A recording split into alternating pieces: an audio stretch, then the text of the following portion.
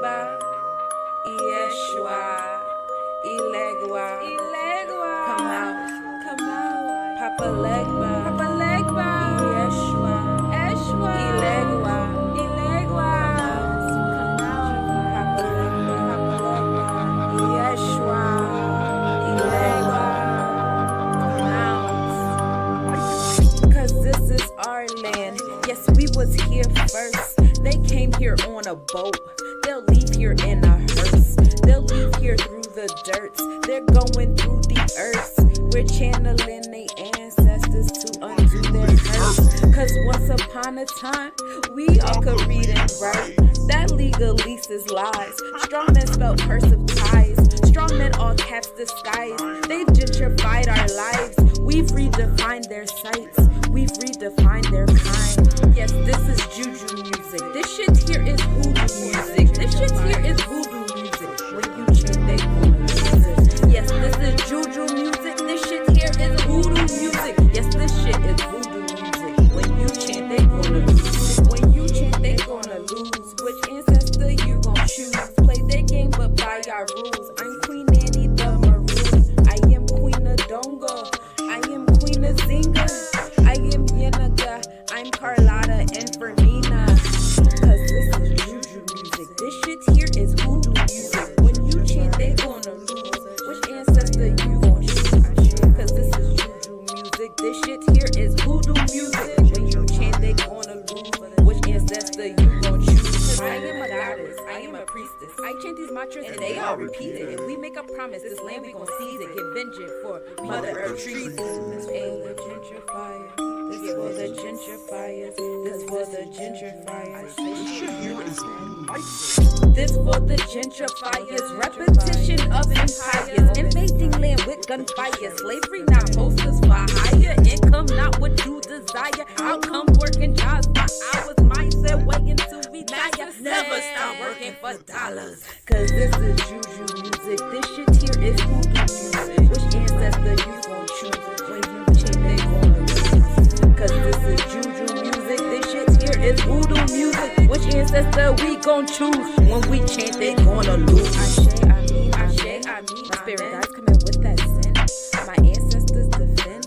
I got that juice to transcend. I mean, my spirit guides come in with that sin. My ancestors, I got that juice to transcend. 'Cause I am a Santi, I am a Sata, I am a host, I am a homie, I am a Tamba. Yes, I am a Tamba. 'Cause I am a Santi, I am a Sata, I am a host, I am a homie, I am a Tamba. Yes, I am a Tamba. Yes, this is juju music. This shit here is voodoo music. When we chant, they gonna lose. Which ancestor we gon' choose? Hey, choose. 'Cause when we chant, they gonna lose. Which ancestor we gon' choose?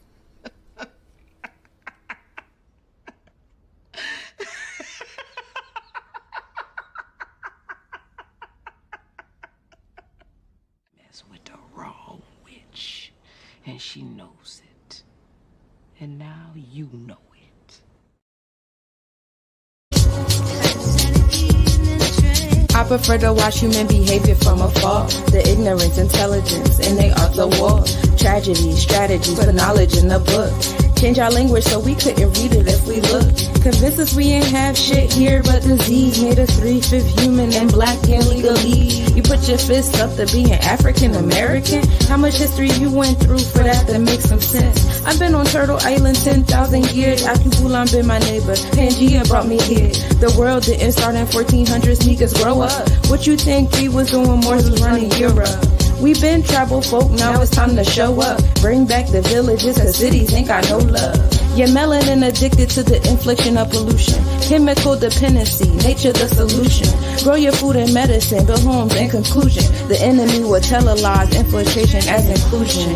And in order to be in propria persona in this country, whether that be North America, Central America, or South America, you must be a Moor. If they want to be sovereign, they got to go home. They cannot be sovereign here. Universe is generous, so stay blessed. I'm on it like a magic carpet. Ride a wave through your hood, all I find I keep. Peep to abandoned scene, must be left by the vaccine. Oh well, we tried to told them. Now let's go in the hell, molten lava jail. Now dig a well, we gon' live well for free. The mind state translate the meekest first plan. Manifested by elements ethereal, I knew of terrestrial material, intertwined celestials of imperial, infiltrating corporation of oppressive cereals.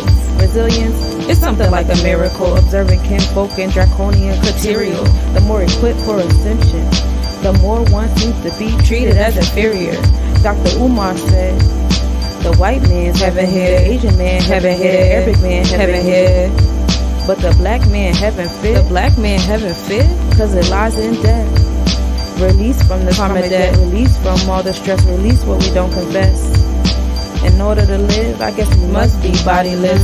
Makes me wonder, if we made out of greatness most fit for this plane, then why we the most hated? Why we the most hated? Was I in court waiting for my sentence? Listening to a witness accuse me of unfitness to remain in these cosmic dimensions? Is that why we repent and we ask for forgiveness? The hours and days, they feel repetitious. Oppressive energy soaking up my minutes. Purple haze blowing smoke on my grimace. Another nobody traveling out of limits. Exiled from cosmos as penance. Or maybe this time it's just the intermission. Like Jesus' chapters that went missing. Traveling and gaining knowledge between the dimensions. Christ consciousness bringing me ascension. Kundalini flows up now, where are my intentions? So don't cry for me when my time is risen. Sing some praises, cause you know that I made it. And know you're all my extensions. Yes, you're all my extensions.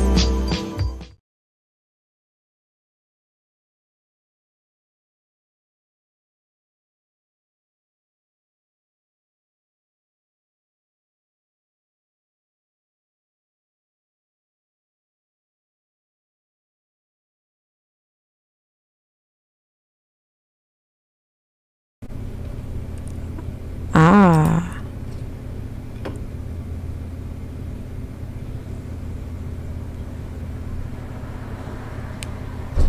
Peace, peace, y'all.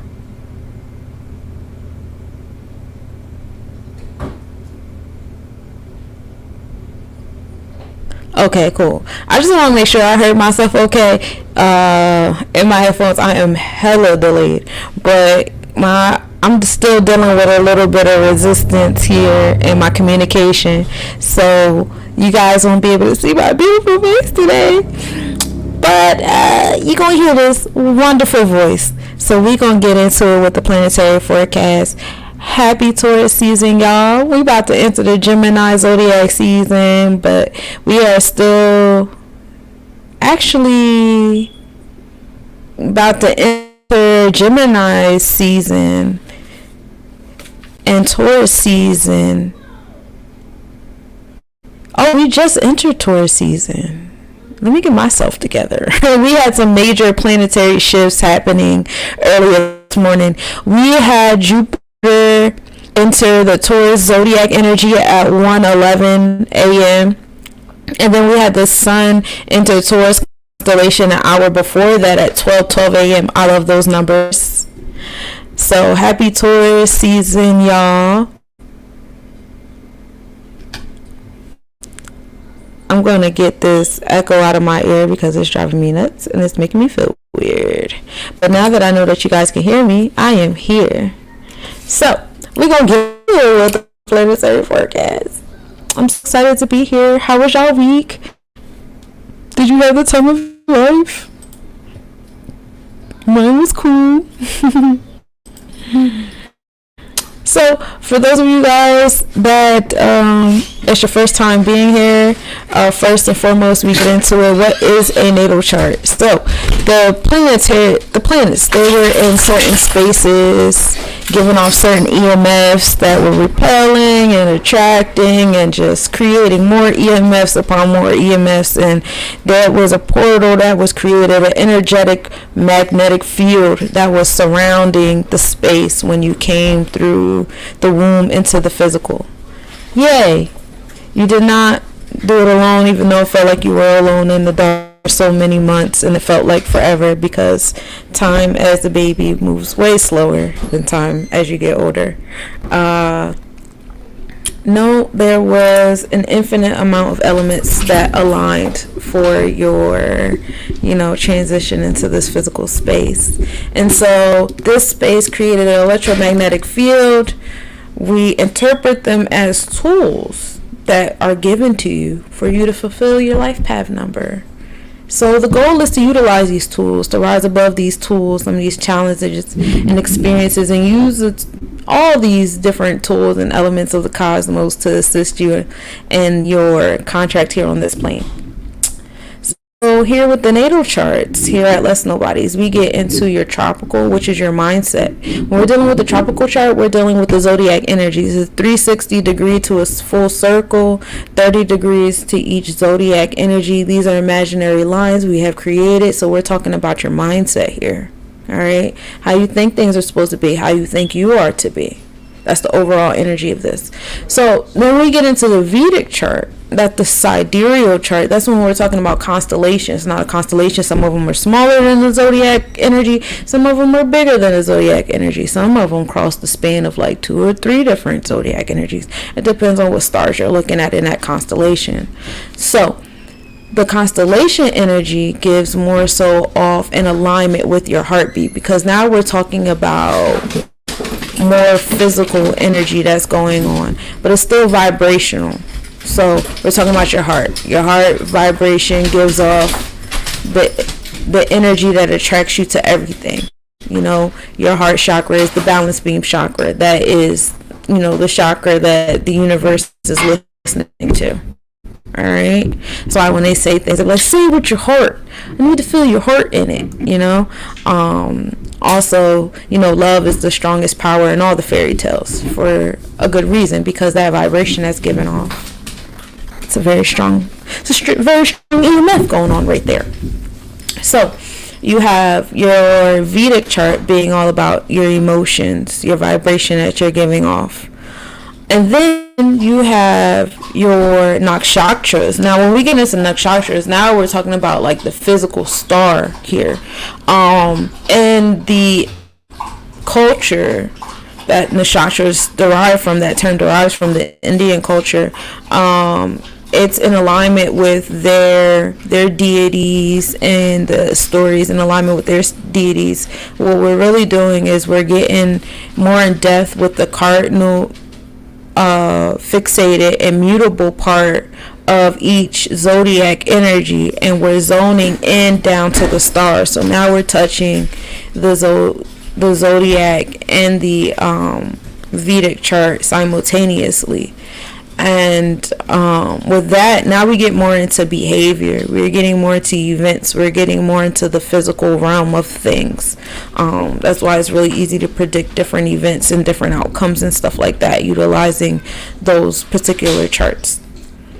Draconic charts get into your past lives and your soul, and the tools,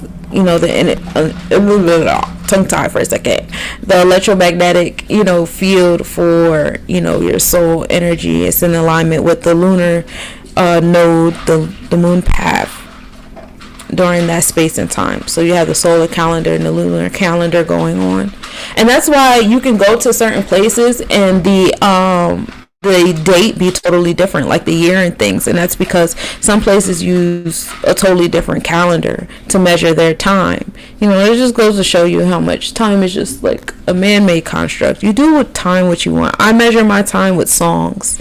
Each song in my head is estimated 4 to 5 minutes.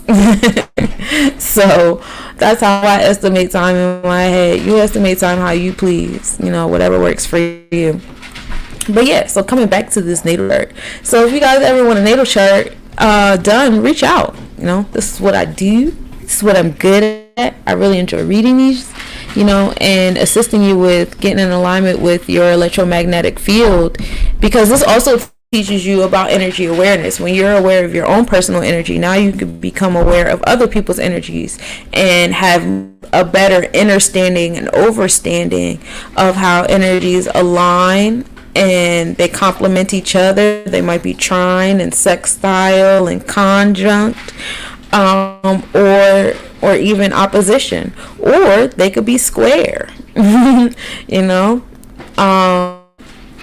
you're in a mindset where you're aware of these energies and what could happen, and you are, you know, now engaging in agreement that says, I'm aware of your energy, and I'm aware of our energy, and I'm aware of how it aligns, and, you know, so now I know how to conduct myself in this energetic exchange. Hopefully you do too. You know, so that's what I like to do. That's what I like to provide. Now, what are chakras? So chakras are like, you're such an infinite being. You not only have these physical forms, but you also have these electromagnetic forms. Just like your whole body has this whole natal chart thing going on, every little part of you has its own electromagnetic field going to create the whole you. So chakras really get into the different electromagnetic fields within you. All right. And you're so infinite. You know, your chakras have chakras that have chakras. So we can go on forever about how many chakras have chakras, and, you know, how many chakras are inside of those, outside of those. You can study yourself forever and never be finished. Okay. But here at Let's Nobodies, we cover your 7 main chakras. These are your frequencies. These are, you know, your wheels. These are the circle of lives on the different parts of you. And yeah, we go into the next one. Now this is an alignment of how the planets are aligned with the 10 spheres of life, with the Netarus and the deities. So when we're learning about a lot of the Orishas and the deities, you're actually learning about the different energies within you. So keep that in mind. You know,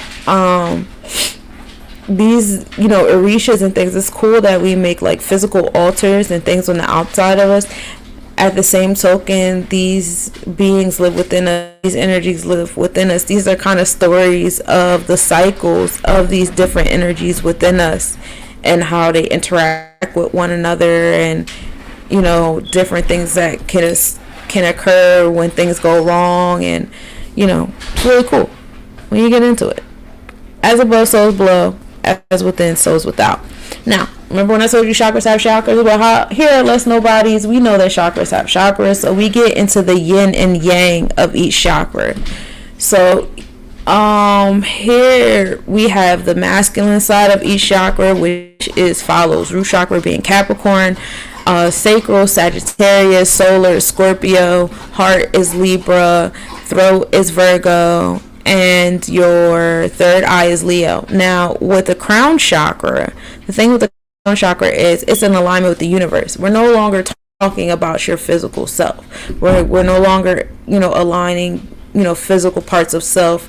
The crown chakra is the overall aura or EMF you now give off because of that, like, you know, shows up in a room and shows what people, you know, that people absorb.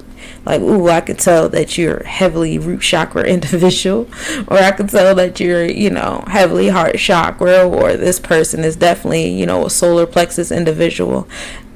You can feel that when people walk into the room. That is the crown chakra. All right. We also, I actually acknowledge like 5 different elements, ethers being number 5 associated with Jupiter. However, the diagram that I have here talks about 4, and so with that being said, you know, this is just my way of showing you the building blocks to how we're about to read the remainder forecast. All right, so I like to go over this in the beginning because I like to have the mindset that every episode someone new is watching and has no idea what's going on. So what I want to do is I want to show you the building blocks so that when we get to the actual presentation, you're like, oh, okay, I see what she's talking about. I see how this 1 + 1 = 2, and when you add the 3 to the 2, it equals 5. So, all right. So these are the basic like characteristics or traits of each element, and being mindful of how these different elements interact with one another. All right.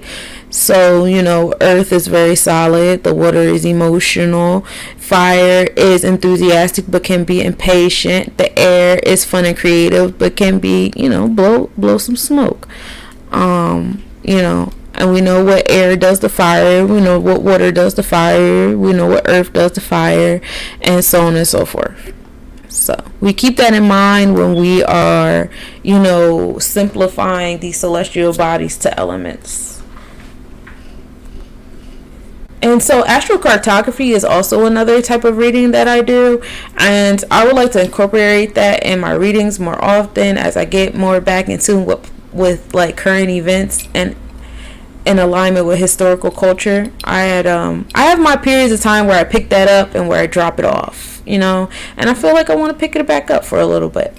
But astrocartography is when, so not only were the planets like creating this electromagnetic field at the exact time and space you were born, but it was creating an electromagnetic field over this whole plane. So you get into the different spaces that these celestial bodies were prominent in, whether it was in the rising space, the midheaven space, or the descending space. And that affects different experiences that you have when you go to those different parts of the world. You can also get into synastry charts where you look up the birth chart of the place that you're going to and align it with your personal birth chart, and that can get even more intimate with your alignment with that particular space. However, astrocartography gives you a nice broad ideal of the different experiences you'll have, across the globe as we know it. And it's pretty cool. I like it. It's, it was a little disheartening for me because I'm only in my Pluto placement, and life is really extreme over here for me. I won't lie to you. Solar plexus energy, my nickname is Sunshine. When I'm actually able to put myself out there, yeah, my solar plexus energy be popping. But like I said, the highs be highs and the lows be lows. But this is the model that we use when we are referring to the solar system and what's going on out there. The celestial bodies are moving around the sun. They move not in a complete circle, but kind of like in a spiral. Sometimes the spiral is further out than usual because their orbit is not a complete circle. It's like this weird oblong oval that's also spiraling, and different things are spiraling around them, and there's different areas where the air gets thick and we're moving slow to the point where it appears we're moving backwards compared to other planets, and it's just a great time here. All right, these are the diagrams I like to do, I like to utilize to talk about how to see things from where you are. So as we know, the sun is in Gemini energy. Actually, the sun just entered Taurus constellation. So Earth is currently in Scorpius constellation, and then we'll go into Ficus. So we're going from that solar plexus energy. Earth is in that solar plexus energy right now, and then we'll be entering those energies of intellect, and then we'll be coming into the Capricorn energy, the cardinal manifestation of said intellect. Such a great time. I love the flow of the cosmos. So that's where we are now. And so let's get into the zodiac energies of the different seasons. Ooh, hopefully I don't drop my stuff all over the place first. Alright, so we're in the season of seeding, parade season, and that's zodiac energies in ancient Kemet. Alright, so here in ancient Kemet there's actually 3 seasons, and they're broken down into 4. Hold on, Jesus, I want to get it right because it's backwards. We have 4 seasons and we have 3 months per each season. Okay, so they have 3 seasons and they have 4 months per season, and I like that. It gives a sense of stability. 4 is a number of stability, so it's we're stable in the season, now we can move on to the next. So that's the energy in the Kemet astrology. It's the time of seeding. Plant the seeds, let the seeds start sprouting and things like that. The next season is a season of Shamu, which is harvesting, and that's pretty much like self-explanatory. Please forgive me, I have to update this. I didn't realize till just now in this moment. But we are, as far as the West African horoscopes, we're actually in the market season. Let me rewind. I missed the alchemy. So alchemy is in alignment with numerology. So alchemy, the number 7 is platinum. So we're in the year of platinum. We're dealing with social and business exploration. The business is more so in alignment with design and fashion. So that's on the forefront of things. And we see that going on for my conspiracy theorists, like really focused on Hollywood and what's going on out there and how they're doing and what they're up to, and just different things unfolding and unraveling. It's been really interesting. So let's come back down to the market. The market is the zodiac energy, or horoscopical. I don't know what's the word. Anyway, that's the energy for in the West African zodiac energy. So this is from May 5th to June 4th. So we have a couple more weeks of this, and the energy of this stable people with calm, prosperous lives can be impulsive and react before thought. Be mindful of that. Be mindful of being hurt easily and oversensitivity. Natives of this energy, if you're born between May 5th and June 4th, are driven by fear, love, and other dark thoughts. So must learn emotional intelligence. Learn to remove and separate yourself from those dark thoughts. Learn how to build in compassion and desire and aspiration and inspiration rather than fear. That is definitely, importante. So now when we get into Native American astrology, that's when we get into animism. So everything is in alignment with the animal. So we're still in the space of the beaver up until May 20th, which is this weekend. We're dealing with the turtle clan, which is earth energy, physical and sensual energy, happiness and joy, creating, being fixed, like a fixated sign, in alignment with Taurus energy, right? Building a dam is in alignment with resources and possessions and how you go about obtaining them and maintaining them. Same energy as Taurian energy overall, and overcome the need to fix the world, like over that Superman complex. Now, after the beaver season starting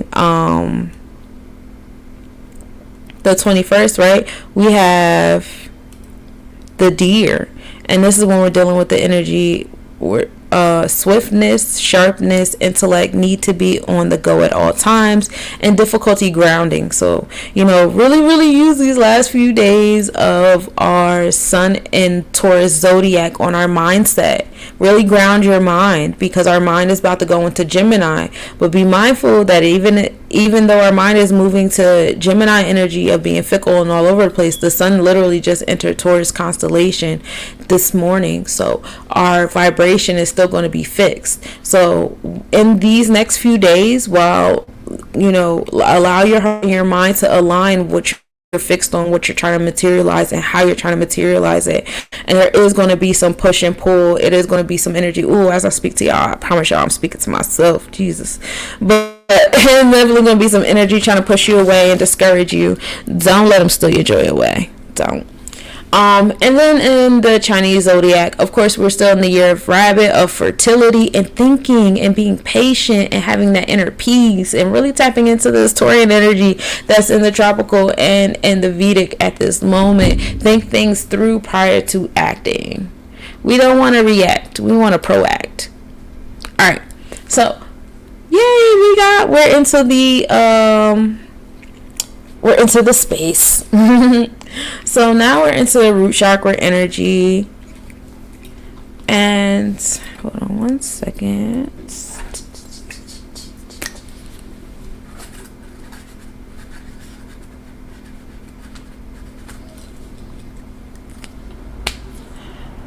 The root chakra is the Muladhara, which is the root of your existence. This is a space where you get your groundiness, your discipline, your order. This is where you develop your boundaries, usually from different experiences that like invoked fear or some type of extreme, invocation out of you that's like, okay, I'm not going to do this no more. I'm not going to do that anymore. This is the energy of building. You know, how are you handling your basic resources? How are you obtaining them? How you maintain them? You know, how were you taught to obtain them and maintain them? Your original lessons in life, your original agreements. That is the root chakra energy. All right. So a lot of stuff going on here. You know, we have Pluto in this space. Pluto has been in Capricorn since like 2008. Now it's in Aquarius. It'll go back to Capricorn and remain in Capricorn up until 2024, and then like November 2024, election time, wink wink, Pluto will re-enter Aquarius. Either way, Pluto has been in our root chakra since 2008. I know a lot of people have, you know, experienced or started experiencing a spiritual awakening around that time. Everybody give thanks to Oya. Okay? She's been the one that's been providing you guys with that extreme transformation in that root chakra, saying, hey, something's got to be different. We got to do something different here. This ain't it. Yeah, I would say that's about the time that I had my awakening on some things and some realizations. And I was like, oh, yeah, this ain't it. We're not going to keep doing this. So that's what we got going on in our root chakra right now. Is Pluto is still creating those transformations, giving you that empowerment, because we know Pluto rules over the solar plexus chakra as well. Right now, like I said, it's in Aquarius energy, so those transformations are calling you to learn how to detach, right? It's transformation in how you interact with other people, your social awareness, your revolutionary activities. Since 2008, we've definitely had some revolutionary things occurring, right? You know, these different movements going on, different people, you know, gathering their voice, wanting to be heard, unity, you know, the rise of the Moors occurring. We got some contracts receiving their death and rebirth. You know, Pluto in our root chakra has been a wonderful, wonderful experience since 2008. You know, and Pluto will remain in this experience for us and our root chakra for the next 18 years. So, you know, from 2008 until another 18 years. So only the universe knows what other transformations we're about to experience in this space, you know. As far as the root chakra goes, when we get into Capricorn energy, some different places across our globe that are ruled over by Capricorn energy is Great Britain, Slovakia, Lithuania, the Czech Republic, Haiti, Bulgaria, Mexico, UK, Albania, Afghanistan, India, you know, Brussels, Mexico City, Port Said. Those are spaces that are ruled over by that Capricorn energy. So these are spaces that are definitely being affected by that Pluto and our, you know, root chakra. Some spaces that are being affected by that Pluto and Aquarius energy: Finland, New Zealand, Sri Lanka. The Holy Vatican City is ruled over by the root chakra. Okay, and we've been seeing some crazy transformations over there. Iran, Russia has been going through some things, right? Russia's also ruled by the Aquarius energy. Sweden, Ethiopia. Some of the towns are Brighton, Hamburg, Moscow, Strasbourg, St. Petersburg. You know, look at these places in the news and the different transformations they're experiencing and their interpersonal accounts and their balance, the justice, because that's what 7th house is. It's about fairness. It's about that energy of Mayat. The 6th house is all about daily routine. You know, how are they, you know, aligning with one another, you know, what's the wellness of those areas. Transformation definitely occurring in that root chakra of spaces on the globe and within, you know, even in your familial lineages, right? Since 2008, you know, think about the time you had your spiritual awakening. Different events that occurred since 2008 that have been shaking up our space of authority, you know, who we see as authority, how we see them in authority, you know. Let's go on. Now we're going to move on to the sacral chakra. This is where your being is established. You know, I have all these details up here about where it's located. And if you want to go into intentional breathing, what I like to do is I like to imagine. It depends on what shade of orange you need. You know, if you need some like solar plexus orange, go with orange yellow. If you need some root chakra joy, you know, go with a red orange, you know. The world is yours. You know, make whatever color orange, whatever shade of orange you need. I prefer to go with the salmon because I have a habit of wearing rose colored glasses. So we're just going to mix the root, the solar, and the sacral all together. And that's what I breathe in. And as I'm breathing it in, it's going down my spine all the way to the sacral chakra, and it's creating that vibration of Vam, because that is the mantra for the sacral chakra. And as it's going down, it's touching the pyramid, because that is the shape of the sacral chakra. And it's touching the pyramid below my navel, right above my pubic bone, because that is the location of the sacral chakra. And it's making that pyramid spin. That pyramid is spinning in all different directions. It's being activated by me inhaling this color. And as I exhale all the pollutants of the day. The stress, the dark thoughts, the pessimism, the doubt, the bad energy exchanges, all those things. And I feel good. I always feel better. And that's my place of joy. And that's a little insight on some things that I do. You can also do the eval sound if you want to inhale. That eval sound, that's another thing that you can do. You can also listen to 417 hertz. Now, Jupiter rules over the sacral chakra. That's also the energy of Obatala for those of you guys that are into the Orishas instead. And Obatala is sitting in that Aries energy. We recently had another, we talked about Saturn already. We talked about the sun making that transit into Taurus constellation this morning, but Jupiter also made a transit into the Taurus zodiac energy. So it's a big party in Taurus right now between the tropical and the Vedic chart. Jupiter entered, Taurus energy this morning at 1:11 a.m.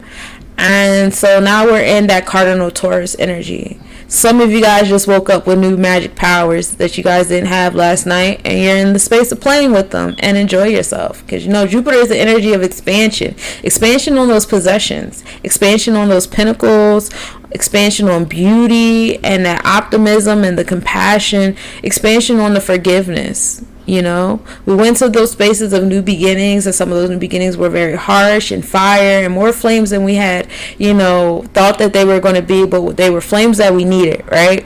Now we're in a space where this is the reward.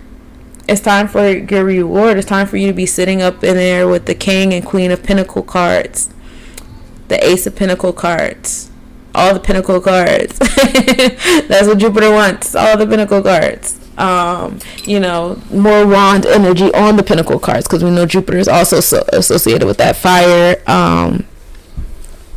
Sagittarius energy, right? That's where that creativity energy comes from, the sensual and sexual energy. It's a vibe. And we're applying it to the 9th house, more expansion coming our way.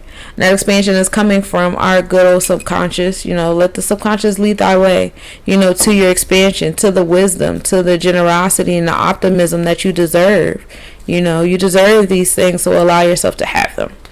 Especially when your intuition is like, yeah, we need it today. Give it to us today, not tomorrow. Not a different day, no. Today, right now. Now, over here in Pisces energy, this is when we're dealing with the vibes of Mayat, the universal law, love, law, justice, and truth. We're dealing with balance. We're dealing with the divine blueprint of the celestial government, all that fun stuff, right? So, the celestial bodies that we have in Pisces at the moment is Saturn. I believe we have exited out the Pisces moon. We are now in the Aries moon. But we have Neptune and Saturn here. Now, Neptune is your subconscious. Neptune is your dreams, where you need healing at, where you find your inspiration and your psychic identity. Okay? We're going beyond the five senses. We're dealing with your psychic distresses, you know. Anybody with nervous system disorders, this is time to like focus on them and help them and experience the transformations they need, you know. Rebirth to how we even look at them, the interpretations, their advocacy, all of that. Rebirth to you and your mental health, right, with Neptune in this placement for you. That's very exciting. Neptune has been in Pisces energy for a few years now as well. I want to say since 2012, Neptune has been in Pisces energy. Excuse me. I do have... Yeah.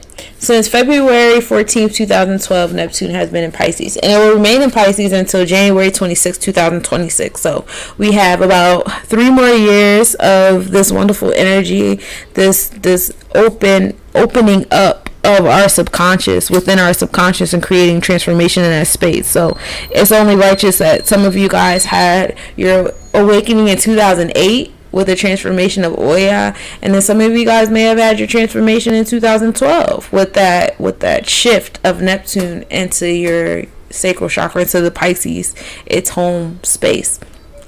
And then we have Saturn here. So, you know, we spent all that time really building up our subconscious. A lot of you guys have really been providing yourselves with the transformation and edification and everything you need, and really aligning it with your solar plexus and allowing yourself to be empowered by, you know, being tapped into your subconscious. And I'm so happy for y'all and everything that, you know, is coming to you because you've been putting yourself in these spaces. We have some wonderful, wonderful people that have really been aligning themselves, and the pinnacles have been showing, you know. Saturn is here to provide some challenges. Saturn is here to assist you in creating some balance and boundaries, and some order, discipline, learning how to be a authoritative energy. It's time for some gatekeeping. It's time for, you know, some building, some root chakra building, you know. All right, you got into your subconscious. Are you going to build the arc now? Are you going to listen to the message of what I told you to build now that you're tapped in? Or are we just going to keep playing in our subconscious? You know what I mean? Because the subconscious is fun, but the subconscious can be addicting. You know, that's that Pisces energy. It could be very addicting. So you got to be mindful of that, because this is in the sacral chakra. You can be so sucked into, you know, the higher realms and the realms beyond the senses that you lose sight that we're still in the five senses realm. And so Saturn is here to remind you, we're still in the five senses realm. Now, where's the building at? Where are we materializing? Where are gatekeepers? Where are leaders? You know, different, you know, uprisings occurring, you know, factions occurring. The fortune is also here. So, you know, facing these different energy exchanges head on is going to assist you in obtaining that fortune. You know, that abundance that you wish to seek. You want to find your village, right? You want to live off grid. You want to stop, you know, scrambling to provide for your root chakra. So allow these challenges to your sacral bring you the boundaries and the building and the infrastructure that you need to get to that fortune. It's the ladder you need to get to the fortune. And in a space we're parenting our inner child, that 5th house over there, Sagittarius energy. You know, we're really tapping into our inner child when we do this, because your inner child already knew what it wanted to do and what it wanted to be in this life. It did. It already knew. And so it went through all these different experiences, all these different Saturn experiences, authority figures, teachers, parents, principals, guidance counselors, you know, adults on commercials, adults in the doctor's office. People just keep asking, what do you want to be when you grow up? It's about that time to choose this. It's about that time to choose that. And you just made a whole bunch of agreements. You made a whole infrastructure for yourself that did not belong to you. So now we're unraveling that infrastructure. We're going back to that inner child, and we're rebuilding an infrastructure, because it's cool to go back to that inner child and be so sucked into the subconscious, and we're healing. But be mindful that that inner child has the mindset and the perspective of a child. So you have to bring that thought back in. You're the adult now. You have to be the adult that your inner child needs and parent them differently. You know, you do away with the infrastructure that was already built, and now it's your turn. It's your turn to build one for that child.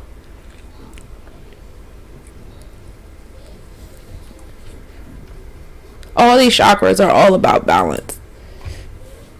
The balance between the adult and the child is necessary. So now we get into the solar plexus chakra. This is the city of jewels. You know, this is where you get your self-expression, your self-esteem, your courage, your confidence, your energy comes from here. We're dealing with your inner fire. You know, you deal with whatever shade of yellow you want to deal with. I prefer gold. It's a nice, cool color. Makes me feel good. Makes me feel cool. Need a little sweater, but not too much. So, Ogun or Mars rules over your solar plexus chakra. Now, this is your space of motivation. This is what gets you going. This is what gets you circulating. This is also, you know, what can get you circulating to the point of invocation, into anger, into passion. You know, so, you know, you could be mindful of that. Or if you're underactive, you're always fearful and you're always hiding your power, not really allowing yourself to speak up. You don't have that confidence. And right now it's in the Cancer energy. So it's all about your subconscious right now. You know, the powerful people are speaking, and these are the people that are very much in alignment with their feminine energy. They have a safe space. You know, we're motivated to create safe spaces, aren't we? And we're creating them for our sole purpose, our humanitarian pursuits. That's what the 11th house is all about. We're creating them through technology. That's the 11th house. We're creating them for groups and friends. 11th house. We're creating them for social justice. That's the 11th house. You know, this is where we're getting our revolutionary ideas, and they're motivating us. It's the 11th house. Your village, your community is that Gemini energy over the 11th house. Communicating with that community is the Gemini over the 11th house. Communicating through technology. Light traveling, like maybe town to town, tri-state area within your neighborhood. That's the Gemini over the 11th house. So these are the individuals that you'll be building with. You know, time to go out to your neighborhood, introduce yourself, whether it be virtual or physical.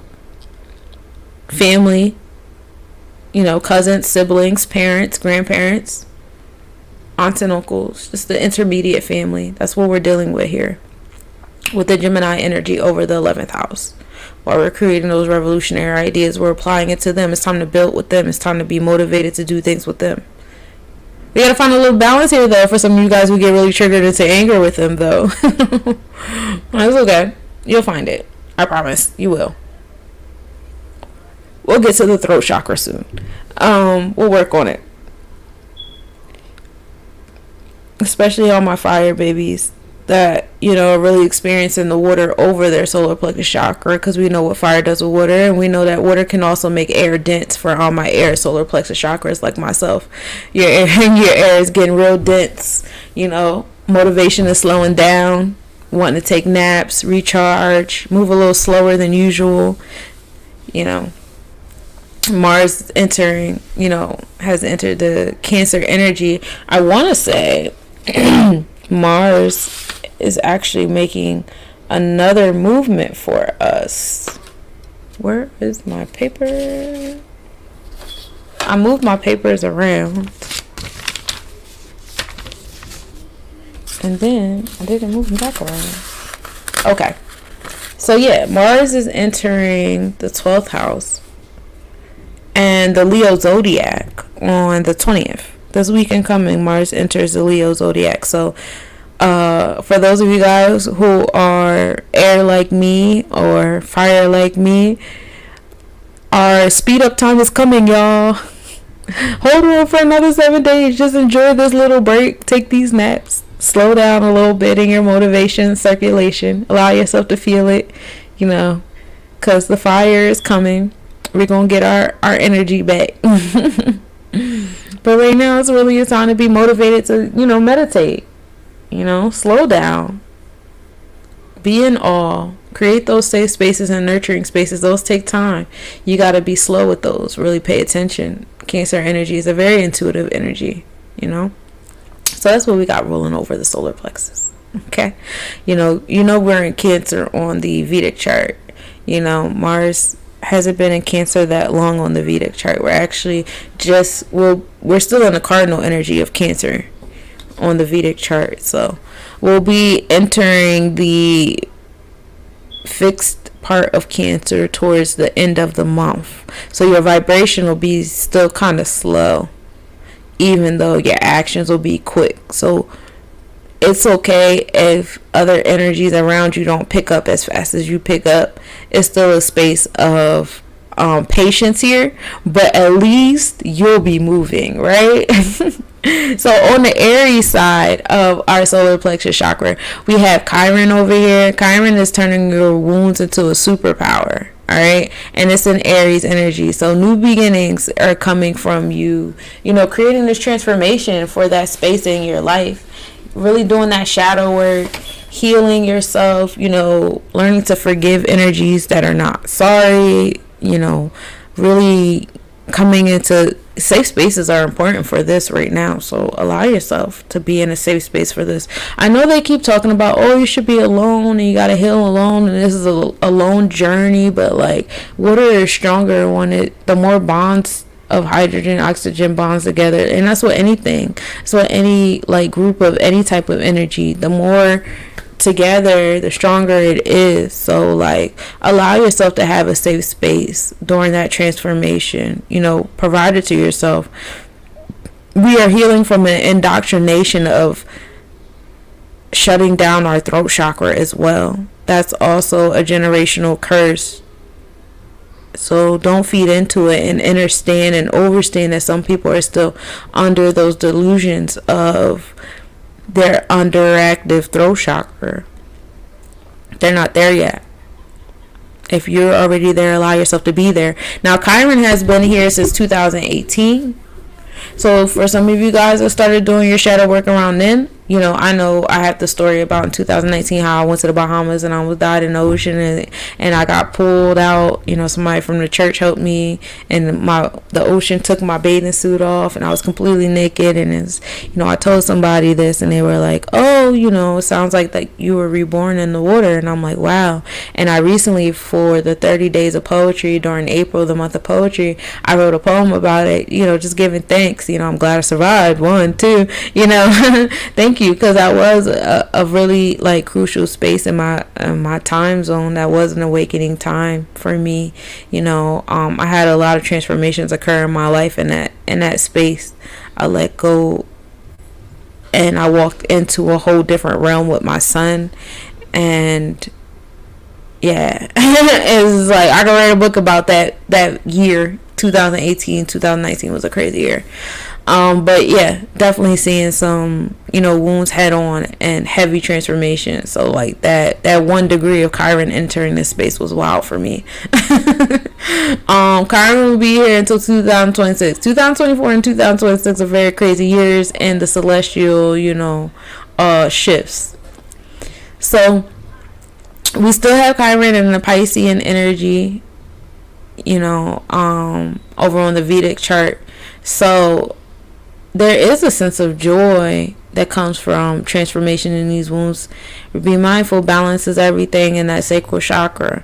So, and also the inner child is in that sacral chakra. So, you're healing a lot of those wounds in that space. Again, be the parent to your child. Like, okay, we're healing these wounds, but know that, you're still the child and like certain things, are still certain things. Different experiences from that Saturn being in Piscean energy right now with Chiron being there as well. Different challenges are going to come up that are going to cause you to, really stand your ground and create new boundaries and order for yourself. Because yourself is the only one you can control. You can't control nobody else. It's only yourself here in the control room. Alright? Like, yeah, align with other people that are going through the same thing you're going through, but understand you're the only one in control of your reality. And that Piscean energy can easily be swayed, but be mindful. It's okay. Tap into that Saturn for that groundedness energy.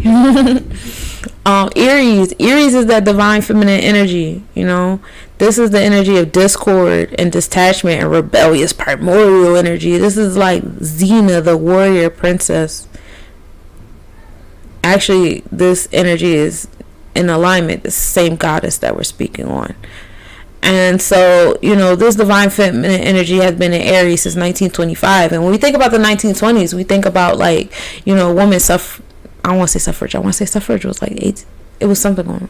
I don't know. I don't want to show my ignorance right now. Anyway. But, you know, the 1920s was a good time. You know, the divine feminine, you know, movement started. You know, we had to do some tweaking. You know, they didn't get it right the first time. I'm not here to compete with no masculine energy. I'm here to complete the masculine energy. I'm not here to be a divine feminine trying to replace the divine masculine. I want the divine feminine energy to be respected and put back on the throne it deserves to be put on. That's the intentions of the movement. We're going to get it right, though, because Aries is going to stay in Aries until 2044. So we got about 20 more years to get this right. And get it going. And I'm very excited for this, you know, new beginnings and the divine feminine energy that Aries brings. And then, you know, what I like about this is not only do we have divine feminine energy here, but we also have the divine masculine energy here now that Jupiter is in Aries. You know, I know that Jupiter entered Taurus zodiac energy this morning, but Jupiter just entered Aries constellation recently. So we're still in that cardinal energy of Aries. So you still have that that energy here close by. You know, in the Vedic chart, they're only about 5 degrees apart. So they're still, you know, within that 10 degree, you know, space. They're still a little conjunct with one another. And, you know, it's giving you that masculine and feminine balance that you need for the transformation of those wounds. All right. You know, it's a nice little triangle happening here with Aries, Jupiter, and Chiron. You know, it's a little isosceles triangle thing, skinny, acute triangle thing going on here. You know, utilize both those energies. Use your wisdom and your sense of expansion and your optimism, that Papa Bear advice, you know, energy. I think when I think about Jupiter and Aries, you know who came to mind? I don't know if you guys ever watched that 70s show, but Red and his wife came to mind. And I think they're just like the perfect example of Jupiter and Aries, because he always came through with that father advice, but he will tell you that you're stupid. But there's wisdom coming right after I tell you that you're stupid. And a little generosity here, a little optimistic view. And then, you know, his wife always came through with the cookies and the jokes, but, you know, she still ain't, you know, she still had a little fire about her, you know. And I would just use that mother and father energy here with these two celestial bodies to assist you. You know, you are who you summoned. We could be hung up on our mommy and daddy wounds, and that's what Chiron is here for, to assist you with the transformation of those wounds. But we can't stay on them forever. They're there. They're a part of your algorithm. Now rise above them and know that you're the mommy and daddy that you really summoned. And be that. Sit in that space. And don't sit in that space out of pain, out of spite, out of a grudge, out of a callous in your heart. Sit in that space out of love for yourself and that inner child. You know? Sit in that space for that wide-eyed child that needs you. You know, that safe space that you're going to create for yourself is definitely going to be the energy you need for your solar plexus, because the fourth house is right there in that Scorpio energy. Creating the safe space, you know, creating a maternal energy. The midheaven is here as well, because like we talked about earlier, Earth is now in Scorpio constellation. We're moving into the fixed Scorpio constellation. So transformations is really occurring on Earth. Now let's talk about what places on Earth are moved or ruled by Scorpius energy. We have Angola Lebanon, Panama, Zambia, Cambodia, Finland, Bavaria, Norway, Morocco, Queensland, Korea, Syria, Transvaal. All those spaces are ruled over by the Scorpio energy as we're in this mid-heaven. So I will really pay attention to those spaces in the news. Cities are Baltimore, Cincinnati, New Orleans, Liverpool, Newcastle, and Washington, D.C. So I would definitely watch those spaces as well. Ooh. But that is where the midheaven is. That's where that energy is shining upon. That is where the money resides. Now we're gonna get into the throat chakra.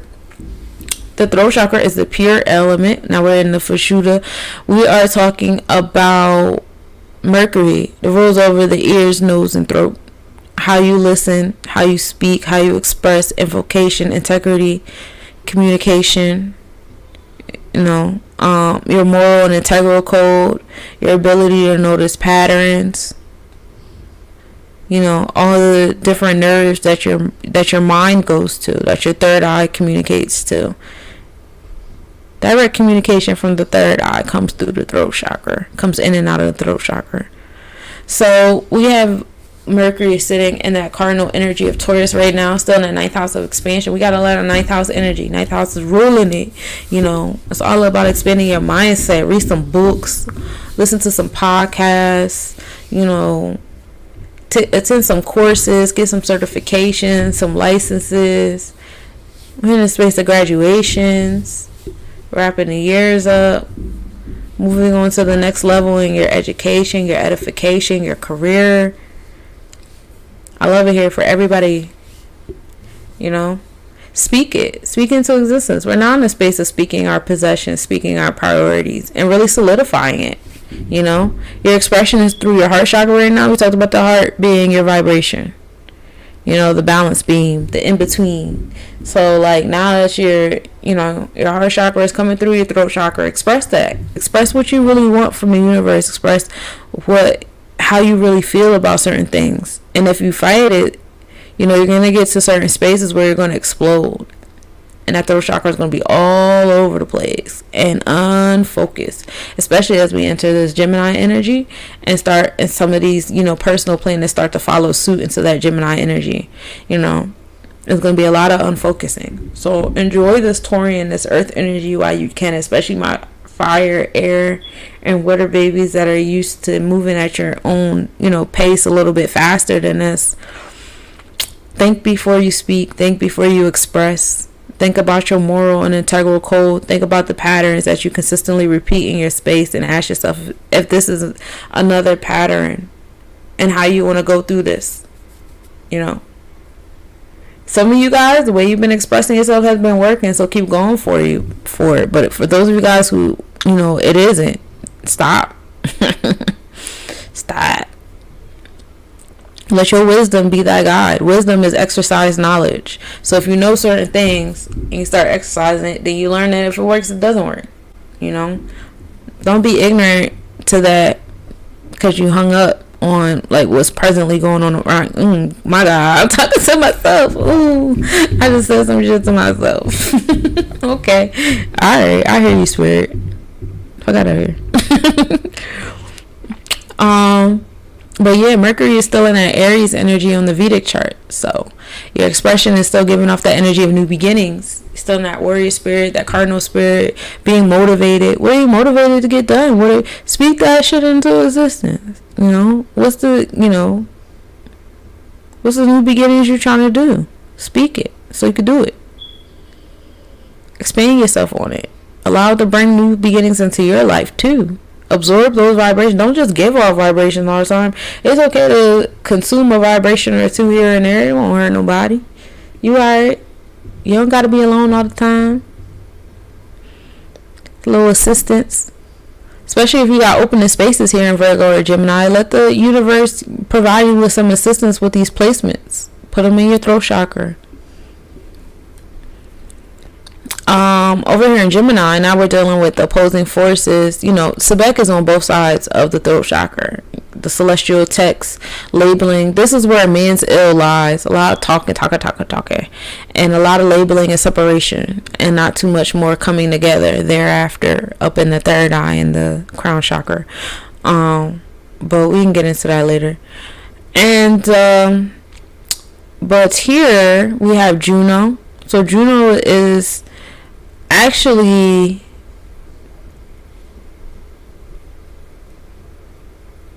in the cardinal energy of Gemini. It's in the 10th house. So Juno deals with like what you need in a bond or a contract in order to fill it. Like Juno is a story of Hera, and Hera, you know, she was like all over Zeus, and Zeus did no wrong, but all the girls that he was messing with and they kids, they was the wrong ones. So, you know, killed a lot of girlfriends and killed a lot of kids, but she was still with Zeus, you know, that's her man.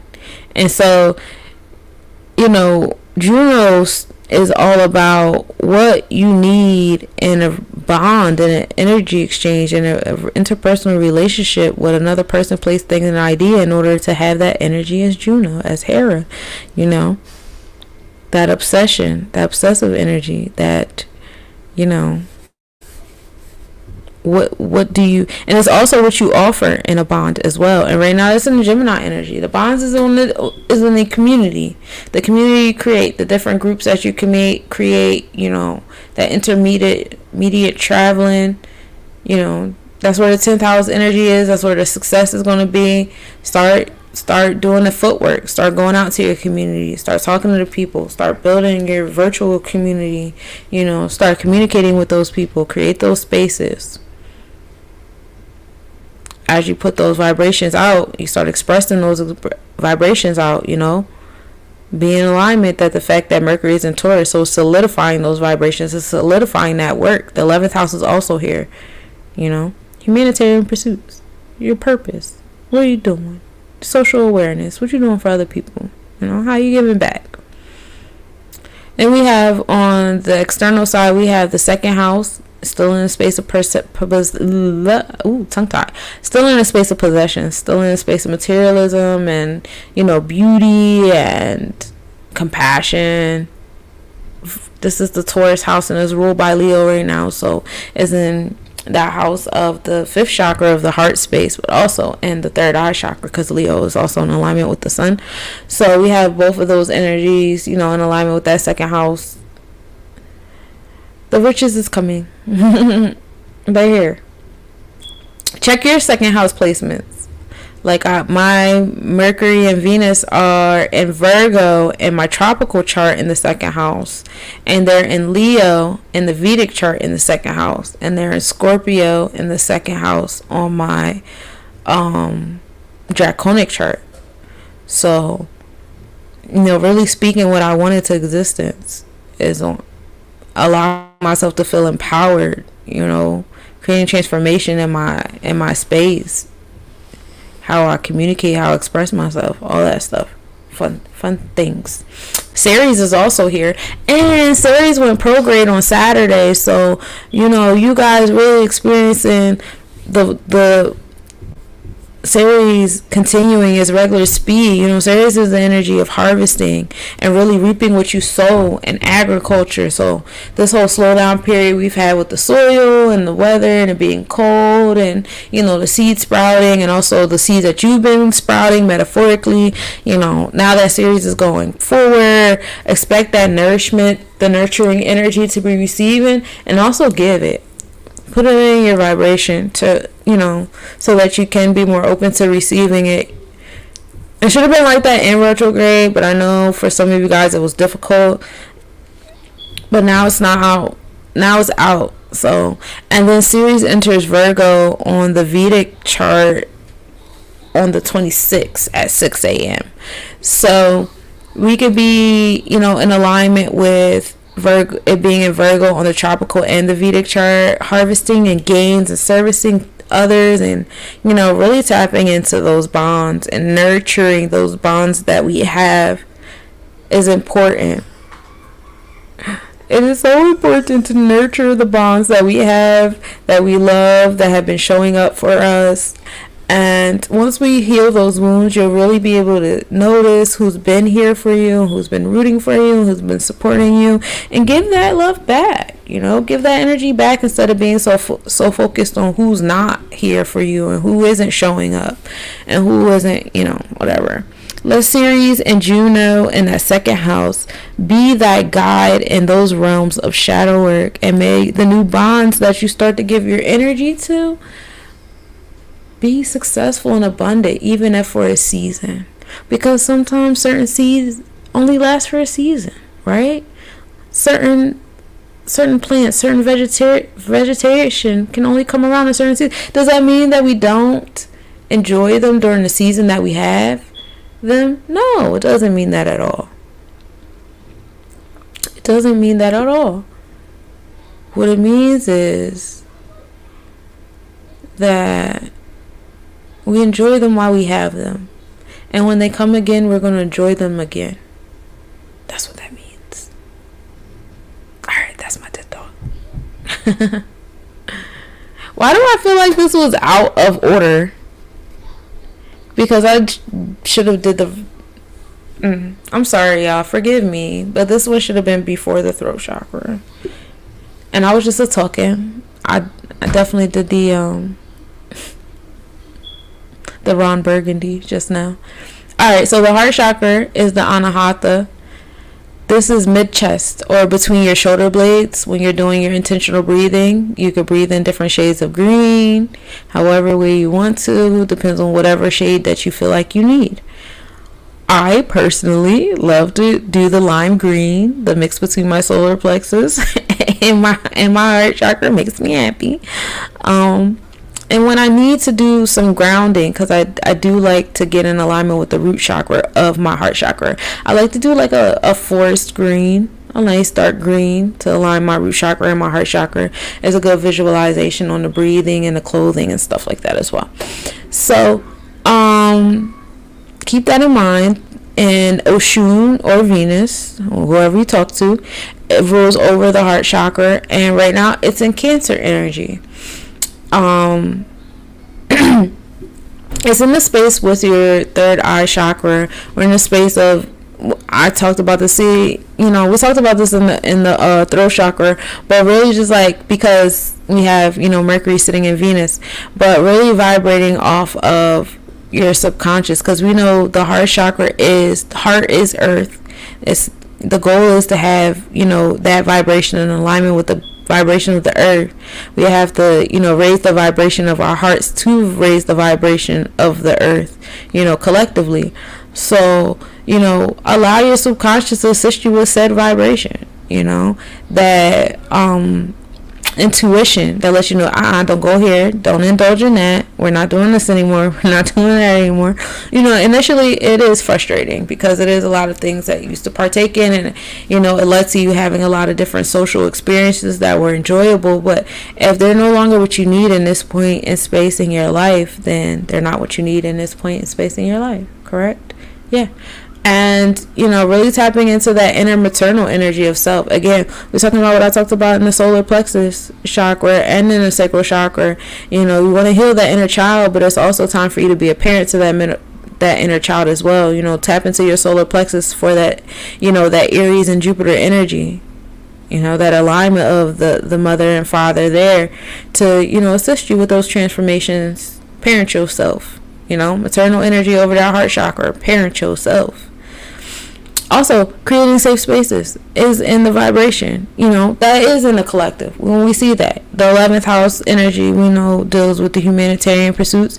It deals with your social awareness, dealing with your soul purpose. What are you doing? How are you socializing? Electronic communication. We talked about that as well. And so, that's creating that for your community. That's the vibration. That's what everybody really is desiring at this moment. Everybody is, vibrating off the need of the village in a safe space, regardless of how they're communicating it. Some of them are communicating it based upon their cultural experiences or their social skills or lack thereof, whatever. But still communicating the need for the safe space. I need my friends, I need my supporters, I need my cheerleaders, I need a partner, I want a group, I want, my fans, I want my family, I want my tribe, I want my village, I want my people. And everybody's vibrating off of that. In the year of 7, it's only righteously so. And so, keep vibrating off that. It's coming. Venus is still in Gemini. Well, actually, Venus entered the Cancer constellation. Well, no. We are still in Gemini. And I love it when we align in the tropical and in the Vedic at the same time, because it just really solidifies that. But we will be entering the Cancer constellation on May 31st around 7:40 a.m. So mark that date. We will be in the Cancer zodiac and constellation by May 31st, and we could really vibrate off that safe space that we're trying to create for our community and our neighbors and our family and all that fun stuff. Over here in Oshun, we have Uranus creating a progressive change. Uranus has been in Taurus energy since March 15th 2019, and we know that was around the time when they started doing like the loans and checks and the trillion different kind of cryptos, and Forex started booming, and everybody was in the MLM and the pyramids and the susus, and money was wilding. And that was what Uranus did when it entered Taurus. It had the money wilding. We didn't know what to do with it. Uranus will remain in this energy until 2026. Again, Mark 2026 is a crazy year. We got Neptune making its shift. We have Uranus making a shift, and we have Chiron making a shift in 2026. That's going to be a crazy year for those external celestial bodies. Anywho, coming back to Uranus, just creating, progressive changes in our pinnacles, as well, also in how we feel about ourselves, our values, our possessions, what we value in our possessions, what we, prioritize, our compassion for self and for other people, our levels of forgiveness and empathy. All of that is experiencing progressive change. And Uranus is still in that Aries energy on the Vedic chart, so the vibration is giving new beginnings and all of it, not expanded knowledge with that 9th house and all of it, traveling and foreign interactions. You see that whole thing happening with BRICS. Thank you, Uranus. More foreign interactions with the pinnacles, more cryptos being created, more progressive change, with Cash App and Fed Now, and it'll probably be more progressive change happening in our government with the pinnacles and how they go less physical or more virtual. All those things are happening. When Uranus enters Gemini, it's going to be wild in the realms of communication, I could only imagine, and in community. So, manifest your pinnacles now. Get that stuff in order. We also have the True Note here, so the path, the True Note deals with the path of the moon. This is the way to your destiny. And on the unified destiny of the universe is all about following our heart, aligning our heart with the vibration of the earth, the vibration of the collective, expanding ourselves and traveling, interacting with different, communities. Because like I told y'all before, in the throat chakra, that's where man's ill lies, in sphere 8, right? That's where we get stuck at with the labeling and the separation. But when we tap into this 9th house, when we go above, that energy of the physical, we get into the space of expanding ourselves in higher education. We go into, okay, now I went from labeling and separating, now I'm going to go into the space of interacting and interchanging, not integrating, not assimilating, not appropriating, interacting, interchanging, and coexisting. I like salads. I don't know about you guys, but I like to, distinguish my tomato from my lettuce and still appreciate both simultaneously. Vesta is also here in the heart chakra. Vesta deals with your passion and what gets you going.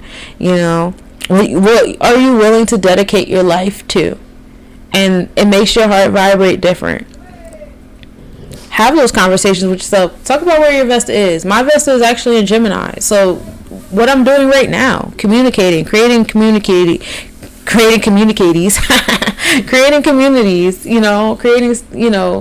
I just like creating, and I also really like doing, and I love projects, and I love being all over the place. And yes, I'm addicted to it. My Mars is also in Gemini with that Vesta energy, and I can be fickle and unfocused, and I am addicted to it. I'm working on it. It's a high angsty energy over here sometimes, but I have so much earth energy. I'm just learning how to use that to really control the Mars and Vesta, because those are very two powerful placements. They invoke a lot of energy and circulation in my force field, in anybody's force field. So it's cool to see where your Mars and Vesta are at, and if they're in alignment or opposition or sextile or conjunct or square, find that out on yourself, and align that with this Taurus energy. May you bring grounding. Maybe if they're like in opposition, maybe this is a middle ground for Vesta to be in Taurus for you. Maybe this is a trine for you. That'd be exciting. This is actually a slowdown for me. Vesta being in Taurus. This earth energy over my air. This fixed earth energy over my air at that. And we already talked about Mercury, our throat chakra space being over Taurus energy, just slowing down our thought thinking process, slowing down our expression, really thinking before you act, and speaking life into possessions, into priorities, to the things that you're passionate about, it really expressing your spaces, the spaces of the heart. And if you're trying to fight, the ability to speak up for your feelings, you're really doing yourself a disservice right now, because not only are you silencing your heart chakra, but you're also silencing your third eye chakra as well. So for those of you guys who feel a spiritual inkling and you're really not going for it, just know you're closing up a lot of chakras right now at the same time. You're closing up your throat, your heart, and your third eye chakra. And that might be why you're experiencing the headaches. Go to the eye doctors, get your equilibrium, together. Also, chest pains in your back, holding things in your neck, neck tightness, earaches, allergies, all of that is in alignment with not being in alignment with these placements in your chart, and really allowing yourself to speak on these subconscious levels, because your subconscious is letting you know how to get rid of those allergies. Your subconscious is letting you know how to get rid of that back pain and all the different stuff, but you're not letting it speak because it's out of alignment with your indoctrination. And we gonna work on that, y'all. So now we are on the third eye chakra. Last but most certainly not least, we know this is in between the eyebrows. This deals with your polarity, your inner and outer self, your intuition, your mind energy center, your foresight. We're dealing with your creativity, your spiritual self, but also your logical and sensical self. And we allow them to come together like the sun and the moon, an eclipse for you at the top of your realms, on your brain hemispheres, imagination station. We love it here, right? Now, Heru, or our sun, depends on who you talk to, Helios, is in that mutable energy of Taurus. So we're about to, we're preparing ourselves to exit this fixed energy, this earth, slow and steady energy, and enter air. I'm telling you guys, I know you guys want to move faster and you want things to come faster and you're ready to be on the move, but please enjoy these next few days of slowness. Yes, it's going, the resistance gets a little difficult here in your ego and in your experiences, and in the reception of your pentacles and receiving those things in your Taurus space. And that's because we're in a space of transition, especially for my air babies who always feel things ahead of time. And my water babies, you guys are very psychic, so you guys feel it. It's just air be already living it, and y'all be having downloads about it, so the resistance is real in this space. I know you guys feel yourself bursting out 3 p.m. out the school doors. Be careful with this Gemini energy, because that anticipation to exit out this fixed earth and enter such a strong air energy, you can bump your head. It's like going 20 miles per hour and then hitting the nitros button on your car. You can hurt yourself. You can get a little whiplash. You don't want to be all over place.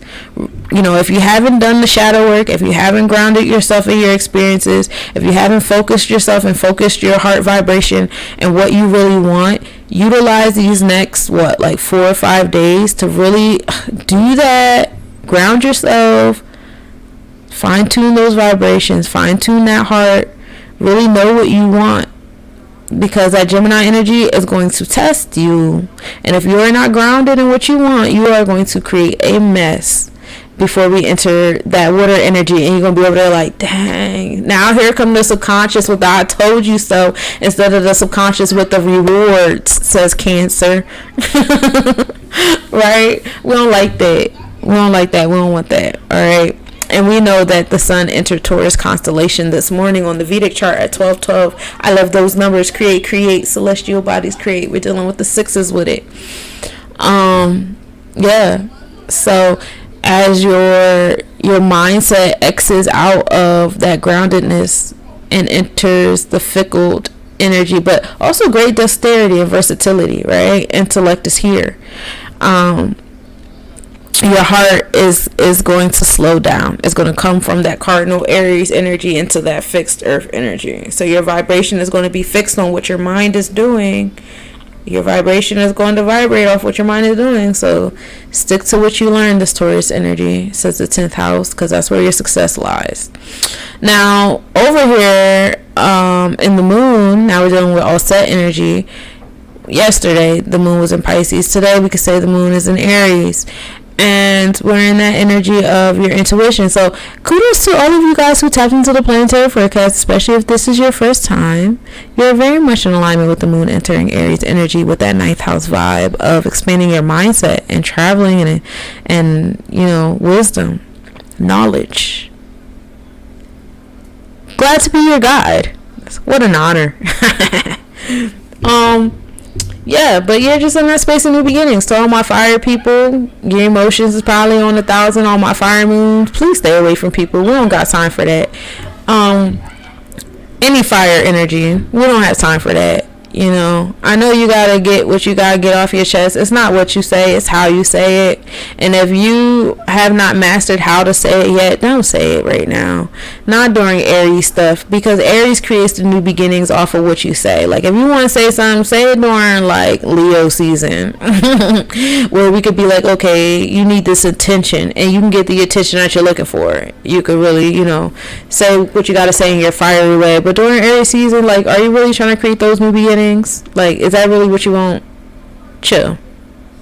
Sit this one out. Okay. In the Vedic chart, I believe we're still in Pisces. We'll be entering Aries tomorrow with it. Or it's always like a day later, a few hours later, enough for it to be a day. Me and my son had this whole conundrum with AM and PM, because he's a vampire like me. We be up all night, but I don't like to function at night. Like, I like to be wrapping up jobs around 12, 1 o'clock, right? I don't like to start them. The rest of my night, I'm just like writing songs, journaling. I might read a book. I'm chilling.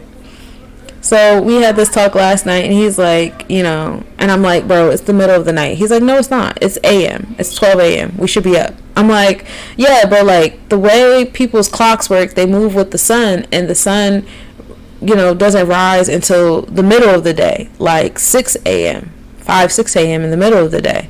And he's like, so everybody just be up all night. I'm not up all night. They're up all night. And I'm like, he's right. And I just gotta change.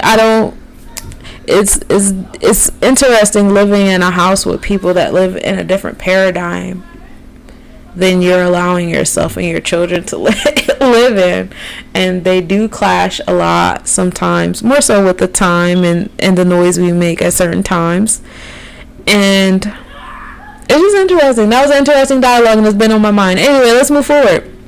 So over on the Cancer side of your third eye, we have Venus here, that Venusian energy that we just went over on your heart chakra. So your heart and your subconscious are having those conversations, that vibration. This is what I'm talking about. If you don't let that Mercury that's sitting in your Venusian energy, you know, express what's going on in your vibrations, you're also quieting your third eye. You're quieting that energy that's, you know, really aware of, your being, really aware of your needs, really trying to speak through your vibration to create that safe space in this year of 7, really create that village. And we're giving birth through some things in the divine womb, by us speaking on our vibrations. I hope you guys know that.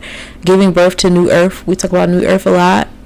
We're vibrating that through the womb, and we're giving that to ourselves. But if you're walking around with doubt, and you're walking around suppressing that throat chakra and that heart chakra, and you don't want to indulge in that third eye chakra because it's weird and people look at you funny, and you don't want to stand out, and you don't want people to know, and you don't think you know enough, and whatever, you're not trusting yourself, you're not trusting the universe, you're not trusting the power that's bigger than you, and you know better. Don't do that.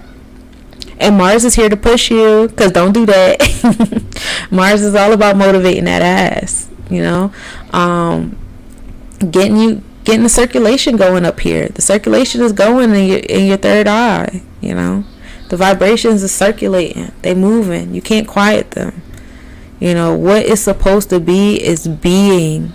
You are not in control. We have pulled the Wheel of Fortune card on us. You hear me? It is not up to you. The circulation is up in the third eye. The motivation, the solar plexus chakra is up in the third eye. It's no longer down there in your animal spirit. It's all the way up here in the higher self. So act like you know.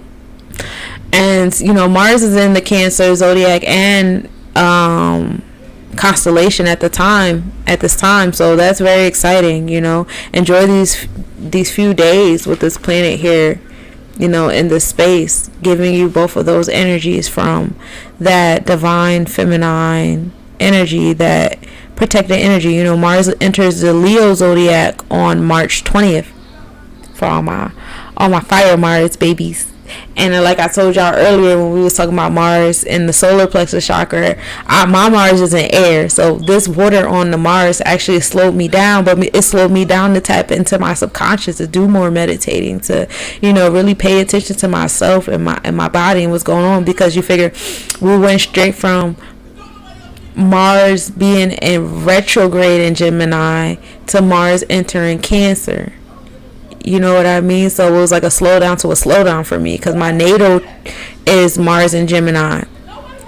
So, to have like such a long slowdown and to enter Mars entering Leo, fire energy, that's going to bring my air Mars, what happens to, fire when it enters air, it makes the air thinner. So it's moving a lot faster and quicker and stuff. But like I told y'all before, this is the lesson for me, because I'm addicted to projects and stuff like that. Don't just run out there and start getting all fickle and all over the place and want to pour your energy everywhere, because it feels like a space to let it go. They going in outside. They always arguing every day. It's some fire babies out there, bro. It's definitely a lot of fire and air energy outside all the time, every day. And let's see if I can close this.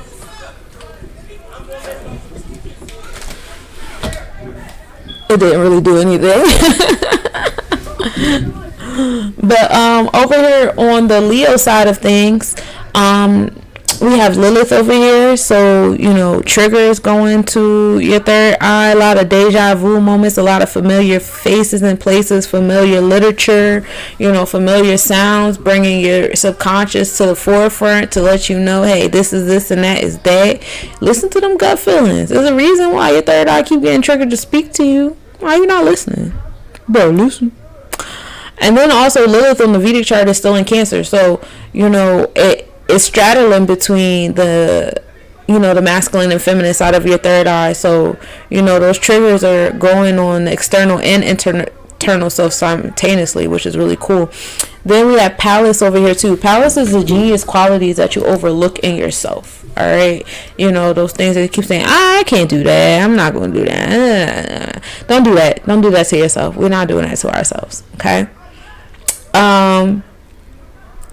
Also, Pallas deals with like strategies. It's like playing chess, but like not really knowing the moves of the players on the board, because the players could do really dope stuff. You are all the players on the board and you got some really dope moves you could do, but you don't know none of your moves. So Palace is like the manual to tell you the different moves that you can make and the different effects those moves make, you know, those moves have. So you really want to be tapped into your Palace. Some of those triggers that Lilith allows you to have is going to bring you awareness of certain Palace placements. Find out where Palace is on your chart. I forget where Palace is on my chart. I'll look here while I'm sitting here with y'all. Where is Palace on my chart? So we could talk about it. Because I do like to, you know, what I started doing, I have a journal, and this journal is specifically for my natal charts. And I wrote down all the placements of all my natal charts, you know, in my little fancy way. I like to write stuff down because I have that kind of memory where when I write them down, I picture my handwriting and how I wrote it down on the paper and all that stuff, and it helps with my memory. I remember every notebook page. What the notebook page looked like was written around it, a different handwriting, if I scribbled out a word next to it, all that. That's how my mind remembers things. So Palace is in Cancer on the Vedic chart. So my Palace is in Leo. Yeah, Palace is in Leo on my tropical chart. That's interesting. Oh, so my Palace is awakened. That's cool. I didn't even know that. Oh no, I just lied to y'all. My bad. I was looking at the transit chart. Oh no, this is my chart. My Palace is in the 12th house. Yeah, my Palace is awakened. Ooh. See? And you know what? The other day I was looking at my chart, and I like the reminders because I do look at my chart regularly, but you know, sometimes I forget certain placements and stuff. I get caught up in life, and I be reading other people's charts all the time. And I was like looking at Ceres a few weeks ago, and I'm like, this whole time my Ceres was like awakened. It was in alignment with my natal chart, and I had no idea. I was just out here living life, just like nurturing and planting seeds, and like, ooh, they're growing. I mean, they're not like growing to my indoctrination of capitalism, but they're growing, and I'm learning to, you know, unravel that out of my root chakra, capitalism. It's just difficult when you're trying to grow in the same place that suffocates you. But yeah, my Palace is popping, y'all. Tapped into my genius qualities of my Leo spirit. My inner child gets it popping though, cause my inner child been on point. Like she never did me wrong. All right, so that's our third eye vibe, and then we get into the crown chakra. The crown chakra is located on the crown of your head. Like I spoke to y'all before, now we're dealing with, you know, you done got your lower and upper self all in alignment. Now these are the vibrations that come off that signify the alignment has happened. This is the awareness. This is the temperament. This is the first house. This is the vibe. So now we have gone through the chakral vibes. Oh yeah. So now we are midway through of our forecast. We're about to get into what is going to happen between March 15th, which was a couple days ago, up until March 31st.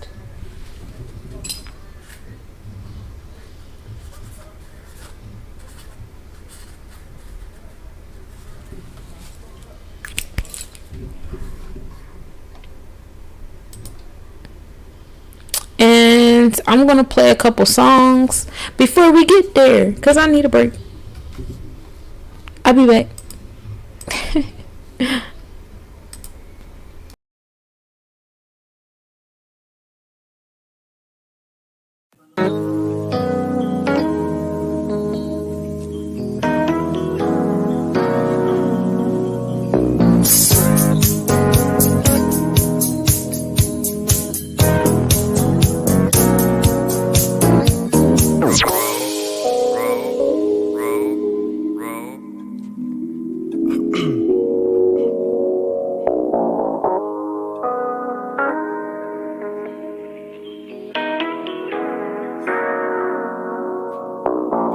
Legendary in a Caesar, looking for a goddess with thunder thighs to be my Athena. And she ain't gotta sing, but it'd be nice if she could hit keys like Alicia. I could be your Martin, you could be my Gina, my P.Y.T.Va. Though the bunny is the bugs, the king looking for is Queen Latifah. I'm living la vida loca, mamacita, hola, como esta, chica? Hey, sweetie, you like you need something sweet. Looking for Mr. Right? I'm right here where you left me at. Here to spark some excitement in your life. Mr. One-Liner, I draw pickup lines. All I do is think about you. All I do is think about you.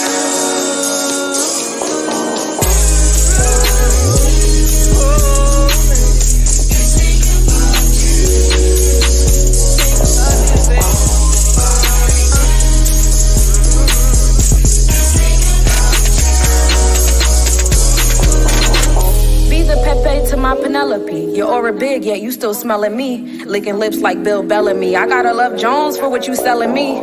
Poetic prose, spoken words and melodies. Floetic souls, working birds, fly to better things. I can be a road runner, yet you still catching me.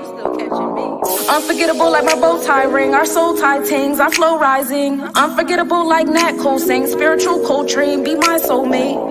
Be over 10 to my Sinclair, the Kyle to my Maxine. Ain't no living single here, even got our Tamagotchis matching. No one's supposed to be here, but thank God we found. And I'm sitting up in my room and I just wanna be down. I hope you pull up on me soon so we can be out. Loving basketball too, ain't no rebounds.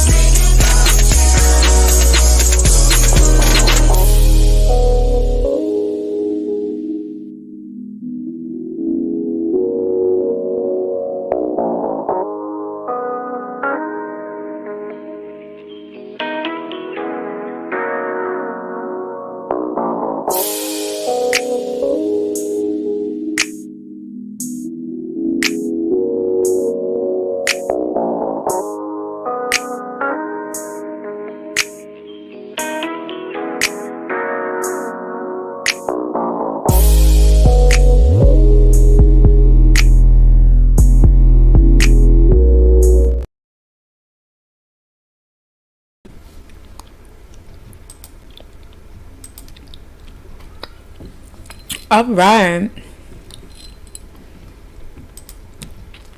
Gracias. That was a song by my two favorite Virgos, Grizzly Ray and Sunshine Monet L.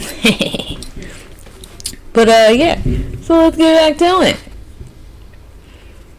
So this is the path of Ceres. We talked about Ceres now going prograde since Saturday. Ceres being all about agriculture. This is also the star that we follow for agriculture, in case you guys didn't know. It is moving down towards the constellation of Virgo, and by the end of this month, we talked about it, it will be in Virgo constellation on May 26th at 6 a.m. and we go down from there. In the north, we have a nice little alignment with it's like a little U that's happening, a little upside down U that's happening. We have Mars and Venus that are going to create a line across from each other for all my spellcasters out there. But if you look, there's like a little arch being created here with Mars, Polox, Castor, which we know are the Gemini twins, the mortal and immortal twins.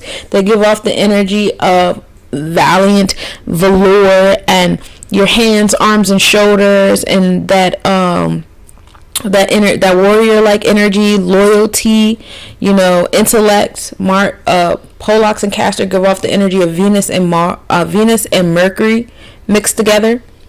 So you have that, heart chakra energy, throat chakra energy.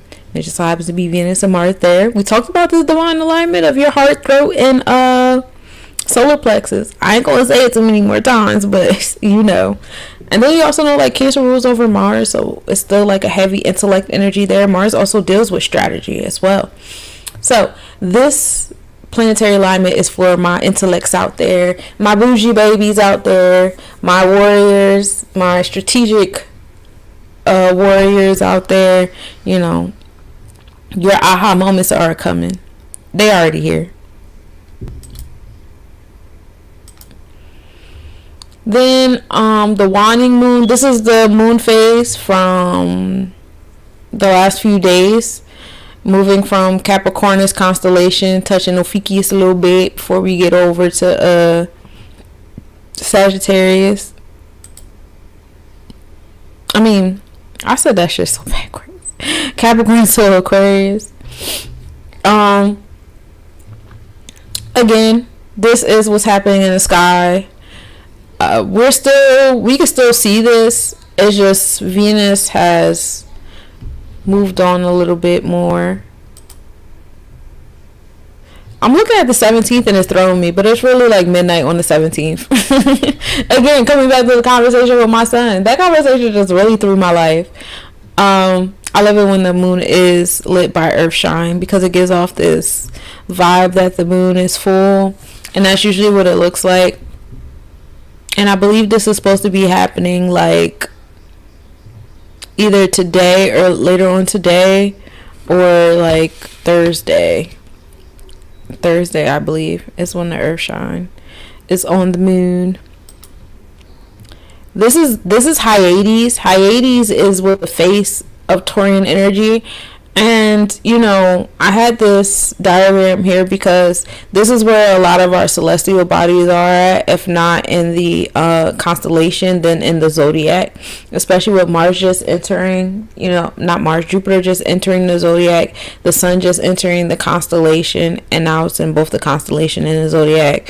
We've had Uranus here this entire time, Mercury's here. A lot of divine alignments in that Taurus zodiac, Taurus constellation energy. So this is what it overall looks like. Like I said, that V in the front of the face of the Taurus constellation is called Hyades.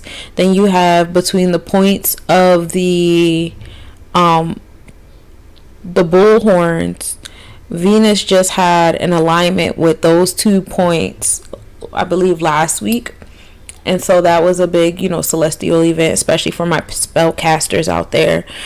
Coming up with our Taurus new moon, we'll be having some alignments with some of these clusters, these beehive clusters, the Palladian clusters, and we'll talk about that momentarily. Taurus zodiac, Taurus constellation is actually really fucking beautiful. They have so many like clusters and nebulas and stuff. It's wild. It's a really pretty constellation. So let's get started. We can start with today, because I was going to go all the way back just to make sure we covered all the days. But we know that Mercury went stationary at 9:18 p.m. on May 13th. Also on May 13th, the moon and Saturn were in conjunction. So if you want to go back and look at your journals and try to figure out, why life was so hard on the inside on May 13th, that's probably why. We were also under Aquarius moon in 7th house, so it's probably applying to your one-on-one relationships. On May 14th, we had the equation of time, which is the sundial time minus the watch time, equal to an extreme value of 3 minutes and 58 seconds. So the sun was very early in transit.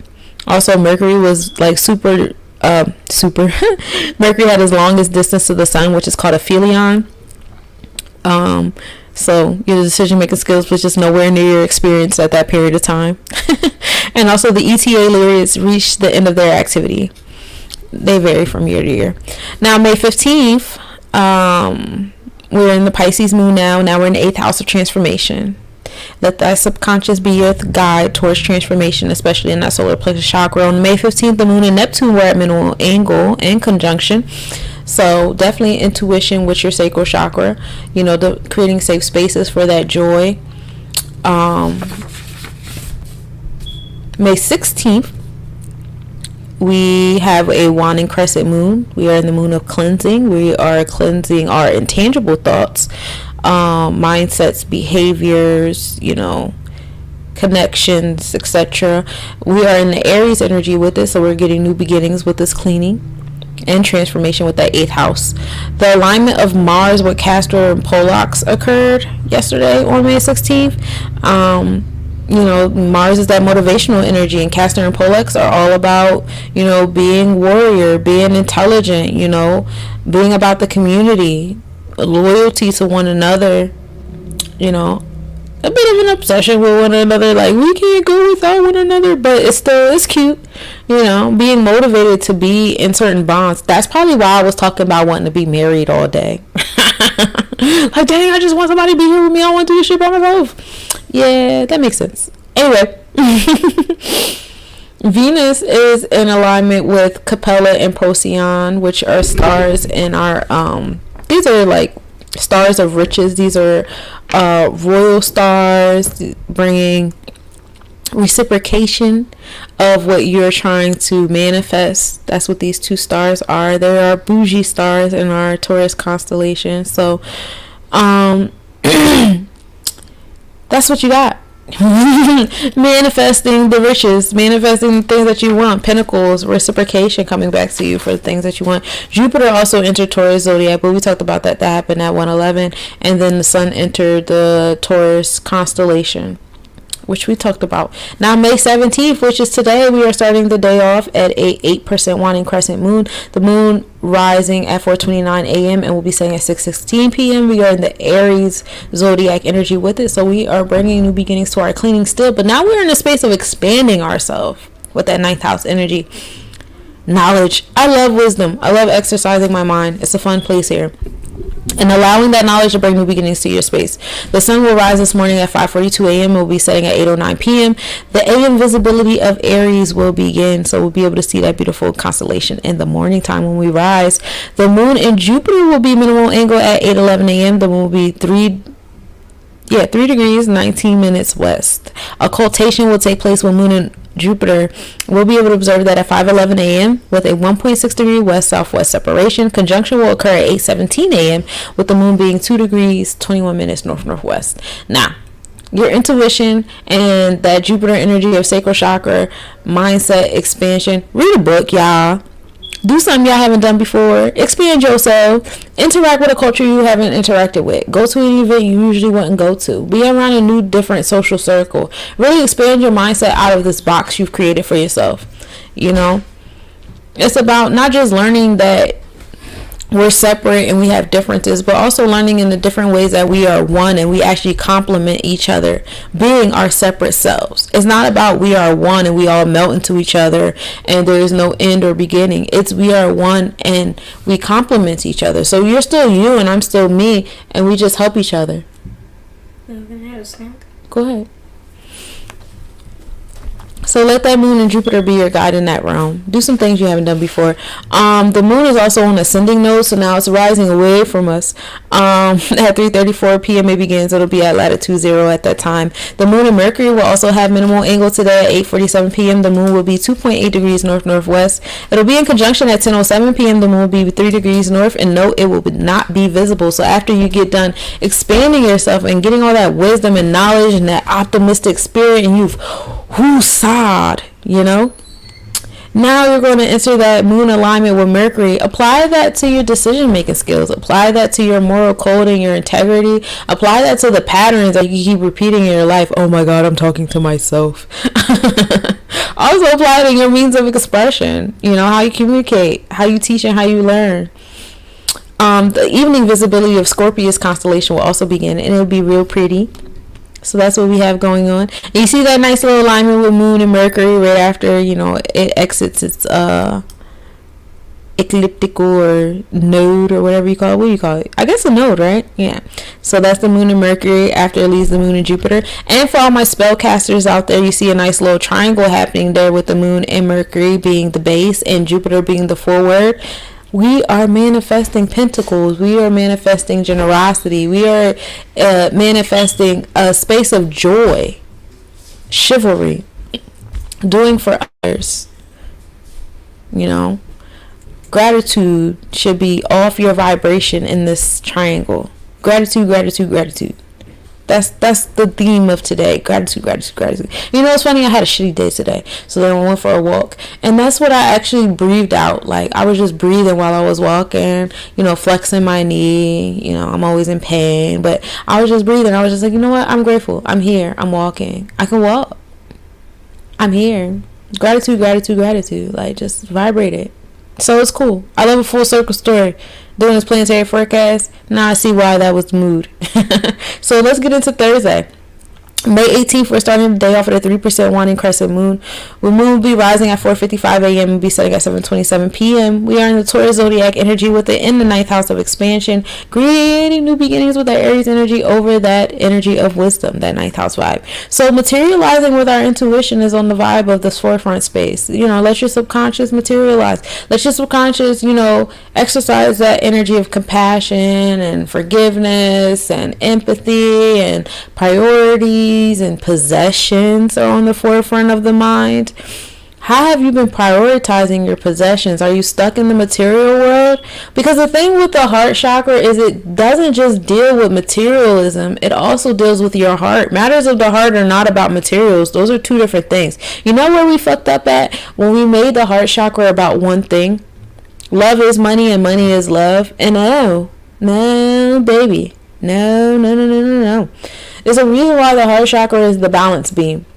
It's a reason why the heart chakra is in between the higher and lower self. It's a reason why the heart chakra is in between the tangible self and the non-tangible self, the physical self and the non-physical self. It's a reason why, because the heart is the physical and non-physical. The heart is the tangible and the intangible. The heart deals with spaces of possessions and materialization and beauty and things that can be, you know, absorbed and observed and enjoyed by the five senses. But the heart also deals with matters that cannot be absorbed by the five senses, does it not? Love cannot be absorbed by the five senses. Love is a vibration. Love is a vibration that cannot be fathomed. But it's a driven force, is it not?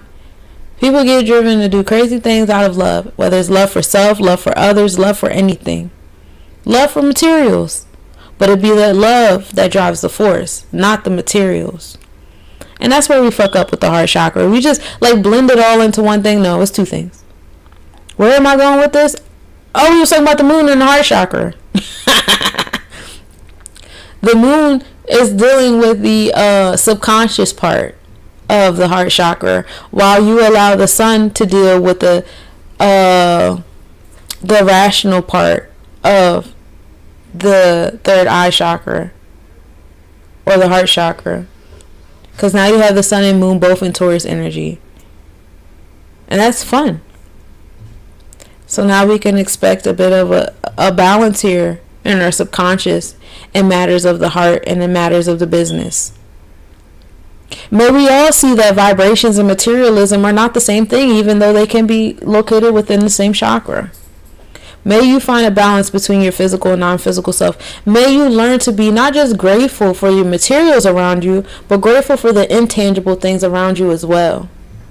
May you learn to be grateful not just for the materialistic favors and generosity, but also the non-physical generosities and the energy exchanges, because they're just as important, because they're literally both located in the same chakra.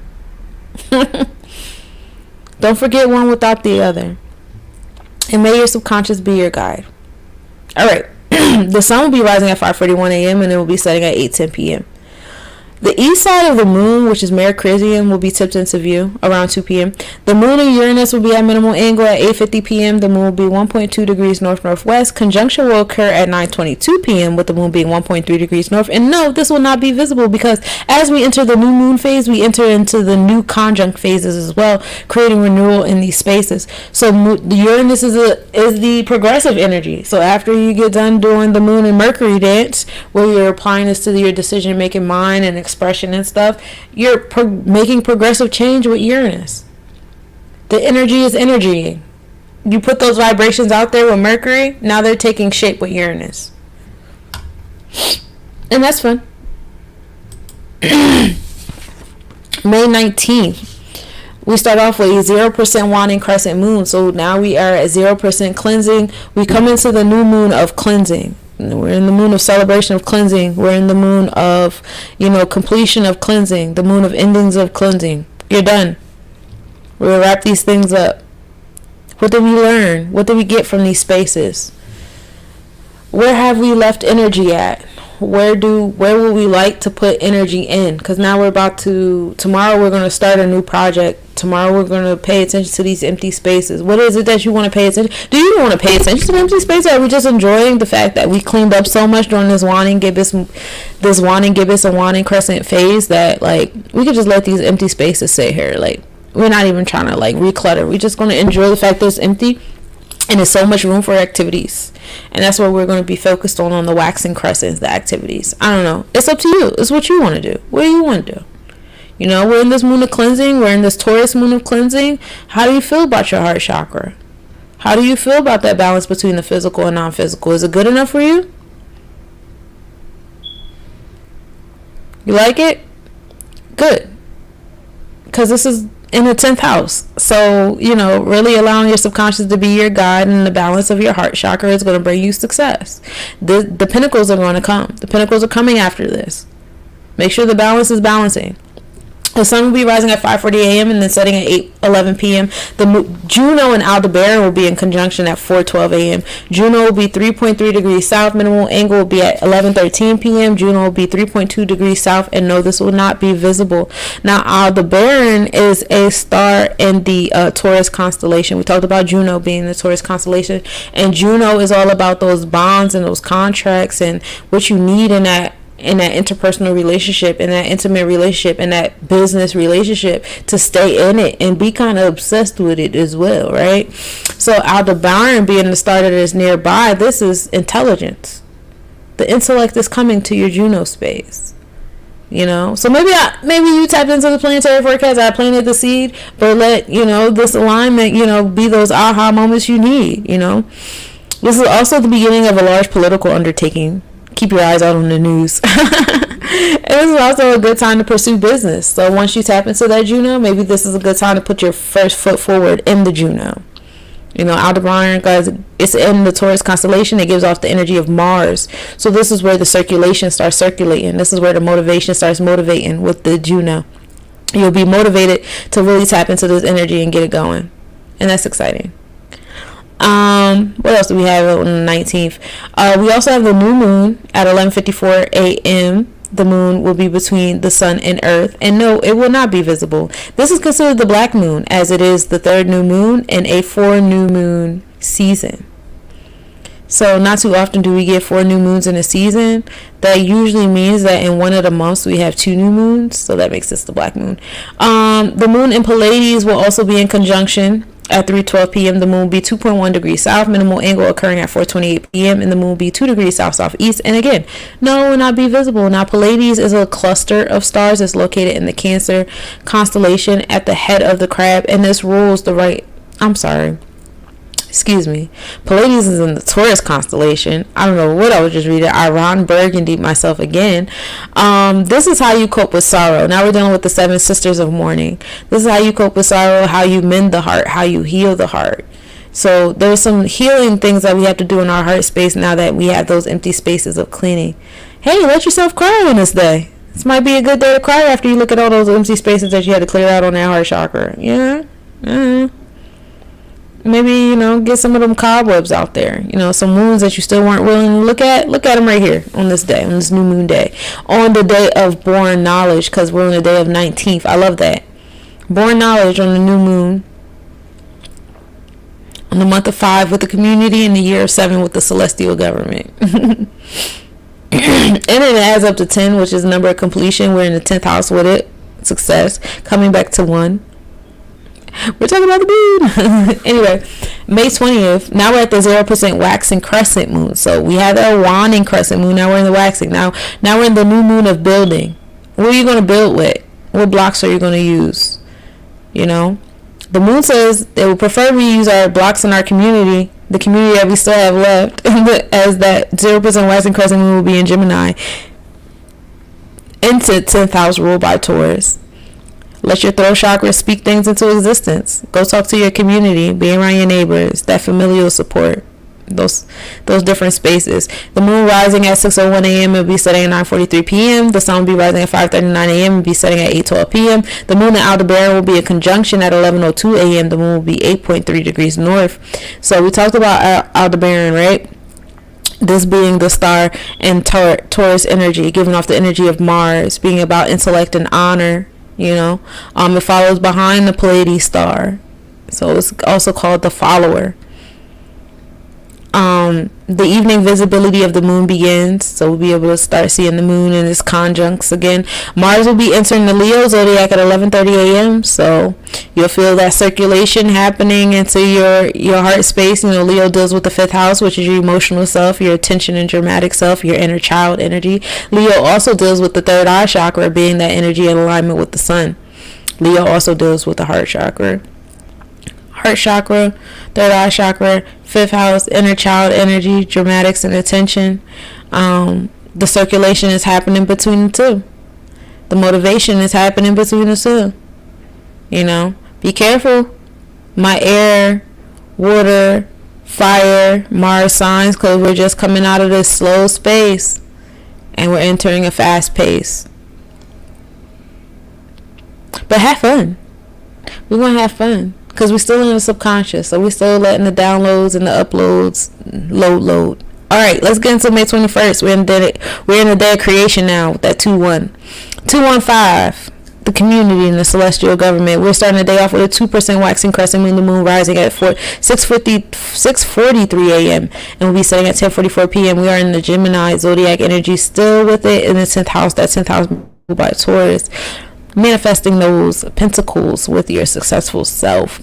Tap into your community to support you and your successes. Sunrise at 5:39 a.m. will be setting at 8:13 p.m. The moon in Teja posterior will be at minimal angle at 7:35 a.m. The moon will be 4.8 degrees north. Conjunction will occur at 8:35 a.m. The moon will be 4.8 degrees north and now be observable at 10:15 p.m. with a 8.3 degree northwest separation.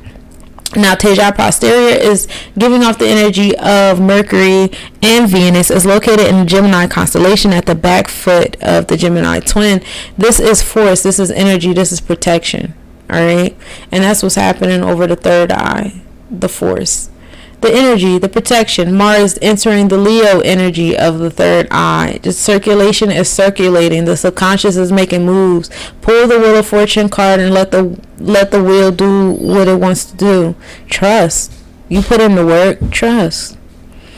The sun enters Gemini zodiac at 3:10 a.m. It will be in Gemini 10th house Taurus energy. So it also will be following behind that crescent moon. The sun and moon is going to be in playing around with each other, very often for a little while because we're still in that eclipse season. So you'll notice that the sun and the moon are kind of trailing behind each other. They're really close. They're still pretty close. Giving you that alignment of your left and right side of your 3rd eye, bringing that balance. It's all about balance here with that sun and that moon, that maternal and paternal, the masculine and the feminine, the internal, the external, the extrovert and introvert, the physical and non-physical. All things need a balance, and it's time for you to realize where the balances are necessary in life, on all the facets of life. I know we like to save the world, but to save the world would tip the balance. You would be creating an imbalance here with what you deem is pleasable. That's not what everybody else deems is pleasable. And there has to be balance. And that's the reality. That's the rude awakening of this reality, you know, because the universe doesn't speak English. It doesn't speak our indoctrinations. It just speaks vibration. It doesn't care what we deem is good or bad. It just doesn't. Now, this is what the sky is looking like on the 22nd. We are starting the day off with a 6% waxing crescent moon. We're still in that moon of building. We're building on the intangible things. Now we're building on our mindsets and our habits and what we believe will work for us. We're building on our faith. We're just building on our intangible things. Let your subconscious be your guide. The moon is in Cancer energy, so it's in its home space in that 11th house in Gemini. So downloads on May 22nd. I love that 22 is a master number, and that Cancer zodiac energy is a good time. And we are thinking about our humanitarian pursuits and our soul purpose with that 11th house, our revolutionary ideas and things of that nature. The moon rising at 7:32 a.m. and will be setting at 11:38 p.m. The sun will be rising at 5:38 a.m. and will be setting at 8:14 p.m.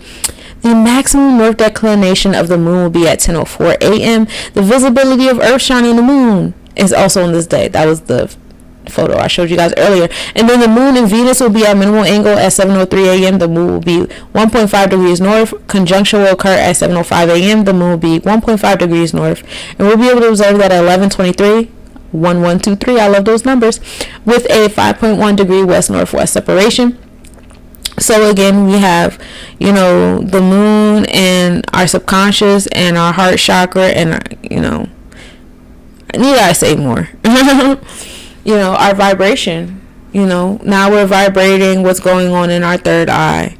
Your vibration is going, people are going to feel that. So you may attract some people who need some healing from you that day. Please don't confuse their need for healing with anything outside of what that is. It could be, triggering, because we know Lilith and Mars will be in that Leo energy. So it could be triggering you to argue. You might have to take a few steps back and realize this person needs a healing moment, not, confrontation. Or you might be swoon. You might want to engage in some romantic pursuits, but you got to take a few steps back and say, that's not what this is.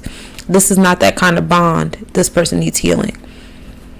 Allow your subconscious to be your guide in those interactions and those energy exchanges. It's important because you don't want to attract no karmic bonds by you doing too much in an interaction that you should not be doing that in.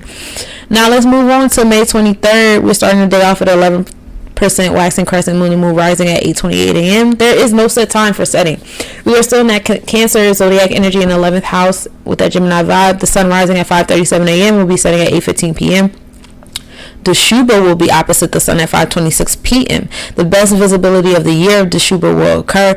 The Shuba is a star in the Scorpius constellation. Like I told y'all, Scorpius constellation is in midheaven. Earth is currently in Scorpius constellation. So transformation, solar plexus energy, getting more vibes with the sun, wanting to eat the sun is definitely on the menu. Go outside, touch some grass, get that sun in. The Shuba gives out the energy of Mars and Saturn. So this is a bit of a this star is like misfortune. I ain't gonna hold you. It's kind of little. You lose some things. It's a little cleansing happening during the moon of building. But this star can also be a reminder during times where things were lost, and to show you how far you've come since that moment of lost as well.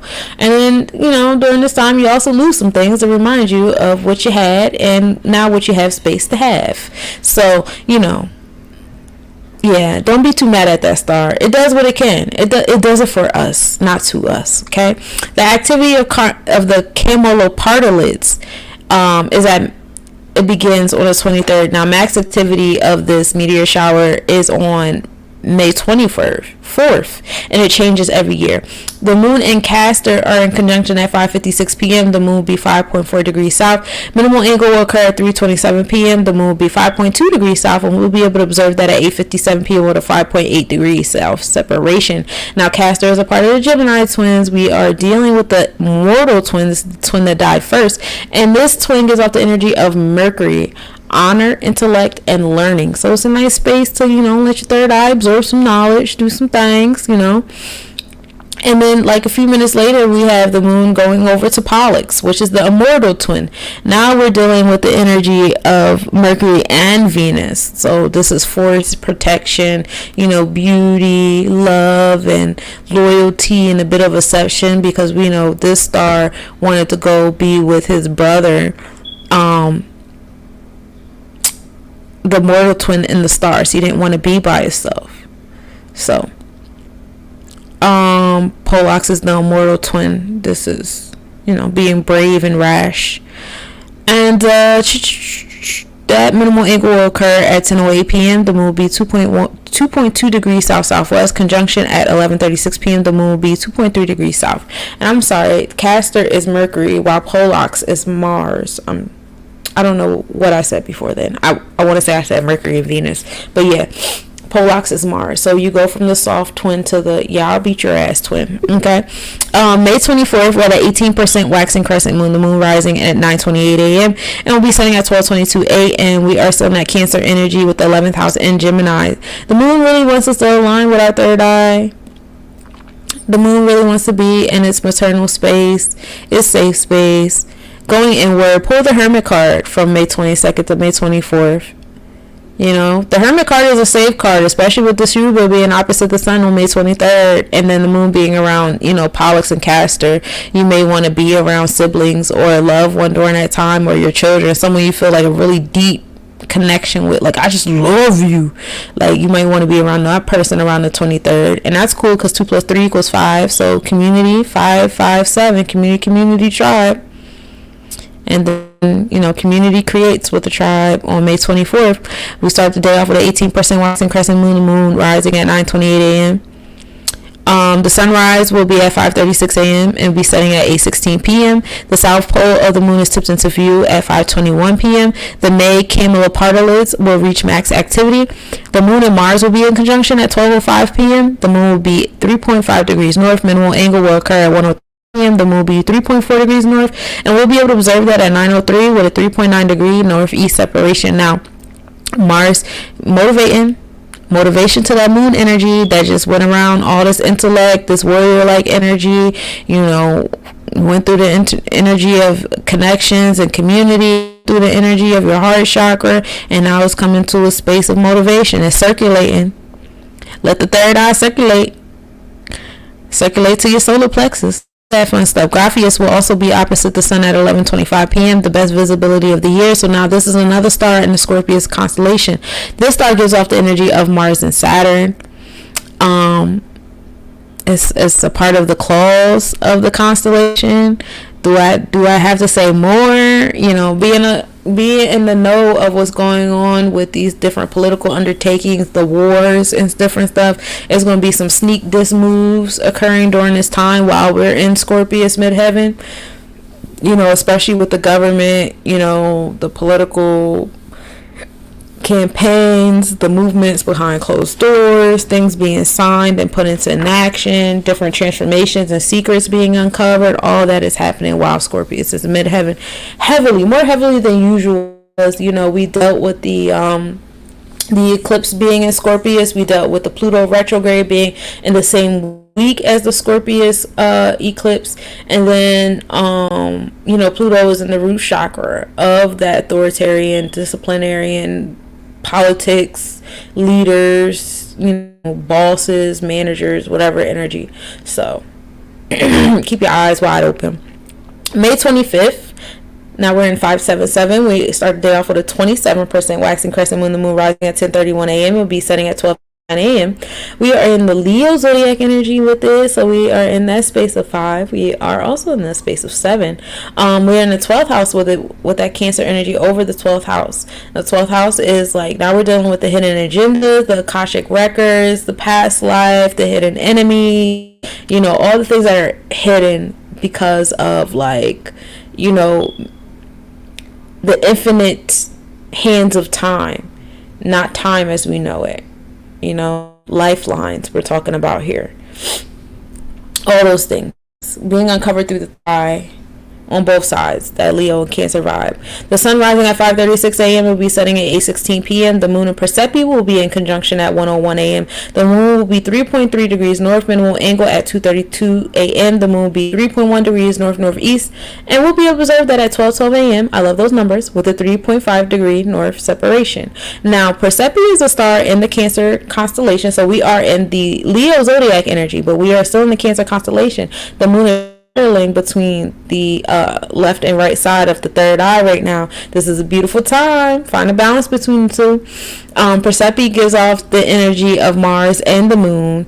You know, it gives off the energy of disease and disgrace, but also adventure, you know. And sometimes the adventures can be brutal, but, you know, the spirit of the ancestors is always in it, you know.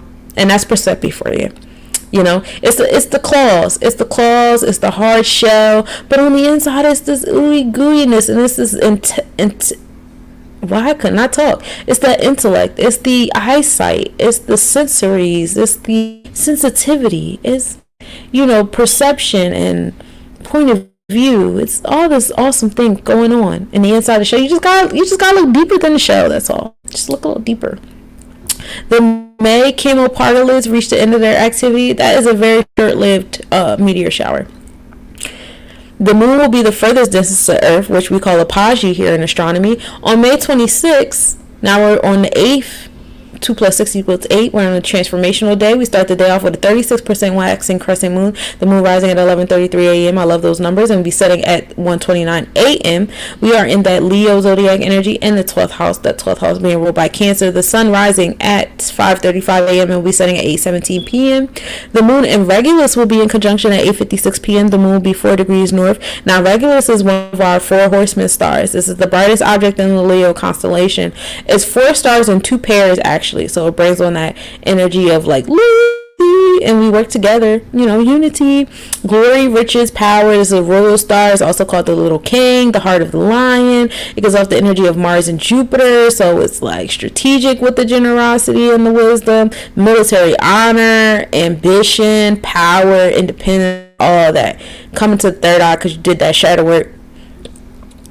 And then May 27th, we're at a 45% waxing crescent moon. The moon will be rising at 1:234 p.m. I love those numbers. And be setting at 1:58 a.m. We are in the Virgo zodiac energy. So now we're being analytical. We're thinking. We're being of service to other people. We are harvesting and materializing. We are healing. In that first house, temperament energy ruled over by Leo vibes. The sun rising at 5:35 a.m. and be setting at 8:18 p.m. We are in the first quarter moon at 11:23 a.m. I love those numbers, 1, 1, 2, 3. That first quarter moon is like, okay, you've been building, you know, and you'll see some reciprocation for what you build or lack thereof. You know, it's caution tape here. You know, don't think you're done because you received pentacles, and don't think you're not done because you haven't received them yet. Don't be discouraged. Don't be doubtful. Don't be boastful. Don't let your hubris get in the way. Keep pushing. Keep moving forward is the theme for May 27th. And I love that because 2 plus 7 equals 9. We're in a space of expansion. Expanding to get to that 10 back down to that 1, right? That's when we get that, aha, it's a circle. May 28th. We're at a 55% waxing gibbous moon. So now we move forward from the caution. We kept moving forward. Now we're building the tangible. Now we're materializing what we've built with the intangible. The moon rising at 1:35 p.m. and be setting at 2:17 a.m. We are in the Virgo zodiac energy in it. In the first house, it's affecting our temperament with that Leo energy ruling over it. The sun will be rising at 5:30 a.m. and will be setting at 8:19 a.m. The ETA Aquarius will reach the end of activity, and then the object M4 in the Scorpius constellation will be the highest point in the sky at midnight. So now we get to see a beautiful globular cluster, a galaxy, if you will, a messier object in our midheaven from Scorpius constellation. Be careful, because we know Scorpio constellation is very extreme. May 29th, we had a 66% waxing gibbous moon, and I love those numbers because 2 plus 9 is 11, self-mastery 11, 66. A lot of double numbers on the 29th. Keep your eyes out.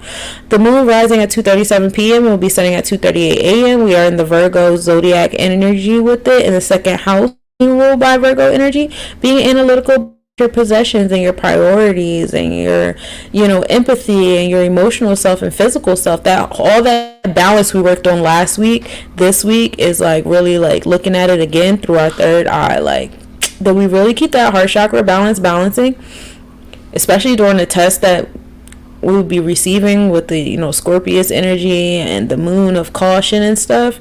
This is a nice little nugget at the end of that moon of caution. The sun rising at 5:33 a.m. and will be setting at 8:20 p.m. Mercury will have the longest a.m. elongation. Mercury will be 25 degrees west-southwest from the sun at 1:25 a.m. Venus and Pollux will have minimal angle at 4:11 p.m. I love that. 411. What is the 411? The 411 is Mars energy over that Venus. And we know Mars is also about intellect. It's not all about fighting and being, violent. It's also strategy. It's also about intelligence. It's also about honor. It's also about circulating that heart chakra vibration. And what is your heart chakra vibrating on? Let that analytical Virgo in the second house be thy guide.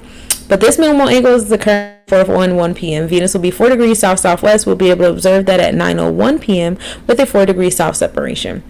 May 30th, we starting the day off at a 75% waxing gibbous moon. The moon rising at 3:39 p.m. and be setting at 2:59 a.m.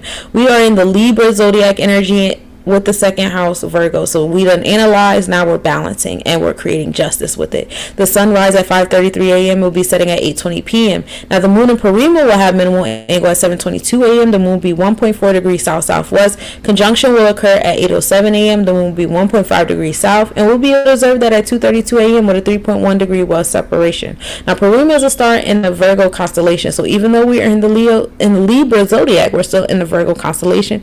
Parima is the goddess of prophecy in Rome, so getting that analysis of the future to your third eye is a vibe. Prophecies that are analyzing your current situation, really tapping into that Mercurian energy, more so of Gemini than the Earth of Virgo. Because Virgo energy is like I'm analyzing the here and now, while Gemini energy is like I'm analyzing like a decade from now. Saturn is also going to be his visibility of the year, because that Saturn is sitting in that Piscean energy. You'll be able to see that beautiful star hanging out. Well, it'll look like a star, but it'll be big as shit. Mars will be the longest distance to the sun, which is aphelion in astronomy language. Scorpius will be opposite the sun, so best visibility of the year at 4:42 p.m. You'll be able to see the whole constellation above your heads. Venus and Pollux will be in conjunction at 12:01 p.m. Venus will be 4.1 degrees south. Now we're moving from... Oh, no, we're still in that Mars star. We just gotten closer. And Aries will be opposite the sun, 9:43 p.m. This will be the best visibility of the year. So now we moved away from the Saturn and Mars stars of the Scorpius constellation, and now we're putting the spotlight on the Mars and Jupiter star of the Scorpius constellation. So now we're getting those nuggets of like pentacles and a little pat on the back for sitting through all the punishment and shit. It's wild. I don't know if you've ever been around a Scorpio, but they have high highs and low lows. They are the Sour Patch Kid commercial, for real. So like that's the energy of the stars you just experienced versus a star. Like first it's sour, then it's sweet, and it's like, oh. Vesta will enter the 10th house on May 30th as well. So now I'll be in Taurus on the 10th house, bringing success when you follow your passions. Now last and most certainly not least, let me move up in the PowerPoint presentation. Now we got the 23rd popping with the Shuba and Venus and the moon. Venus going through Pollux and Castor, while they're holding hands. The May Camelopardalis over in the Camelopardalis constellation. Now we got, Graphias being on the spotlight in the Scorpius constellation. We got Mars and the moon hanging out in the Cancer constellation near the claws, and that's fun. Then we got the moon and Regulus hanging out near the heart of the lion, and the moon and Persepi hanging out, creating a little triangle with Mars. So for all my spellcasters out there, what is that? Thursday, May 23rd, you got a triangle with the moon, Mars, and Persepi. And it's looking like an equilateral triangle, so it's whatever point you want to be the top, whatever is your circulation, your intuition, or Persepi being that star of Mars and the moon at the same time. So a little combo of both. Then we come into the 29th, Venus still sliding through the Gemini constellation, making its way to Cancer. You got the moon hanging out in Leo. All right, now we're up to date. Let's get it. So May 31st, we start the day off with an 84% waxing gibbous moon. The moon rising at 4:44 p.m., which I absolutely love because 3 + 1 = 4. This is a day of stability.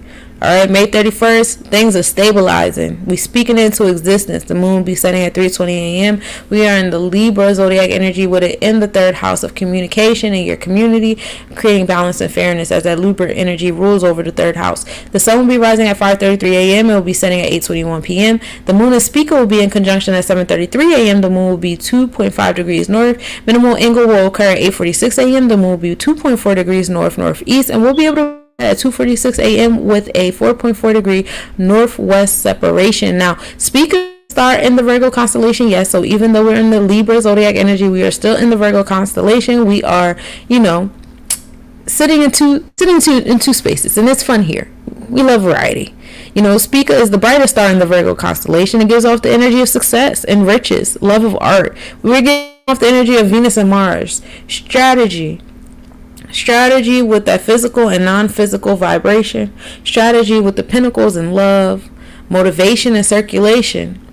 Mars and Venus are on the forefront for these next couple weeks of circulation and balance between the physical and the non-physical. Meditate on that. Meditate on circulating those chakras. Meditate on circulating your communication. Meditate on circulating your vibration. We're not trying to save the world. We're trying to have balance, says Venus. And then also, that's the theme of the West African horoscope. Didn't we go over that? Getting over the idea of trying to save the world. That's the vibe. The AM visibility of Mercury is also May 31st as well. And that is the end of my planetary forecast. I appreciate you guys hanging out with me into these wee hours of the morning. Happy sky watching, happy spell casting. And also to let you know a little tidbit of information. I believe it's June 4th. June 4th we experience our strawberry full moon.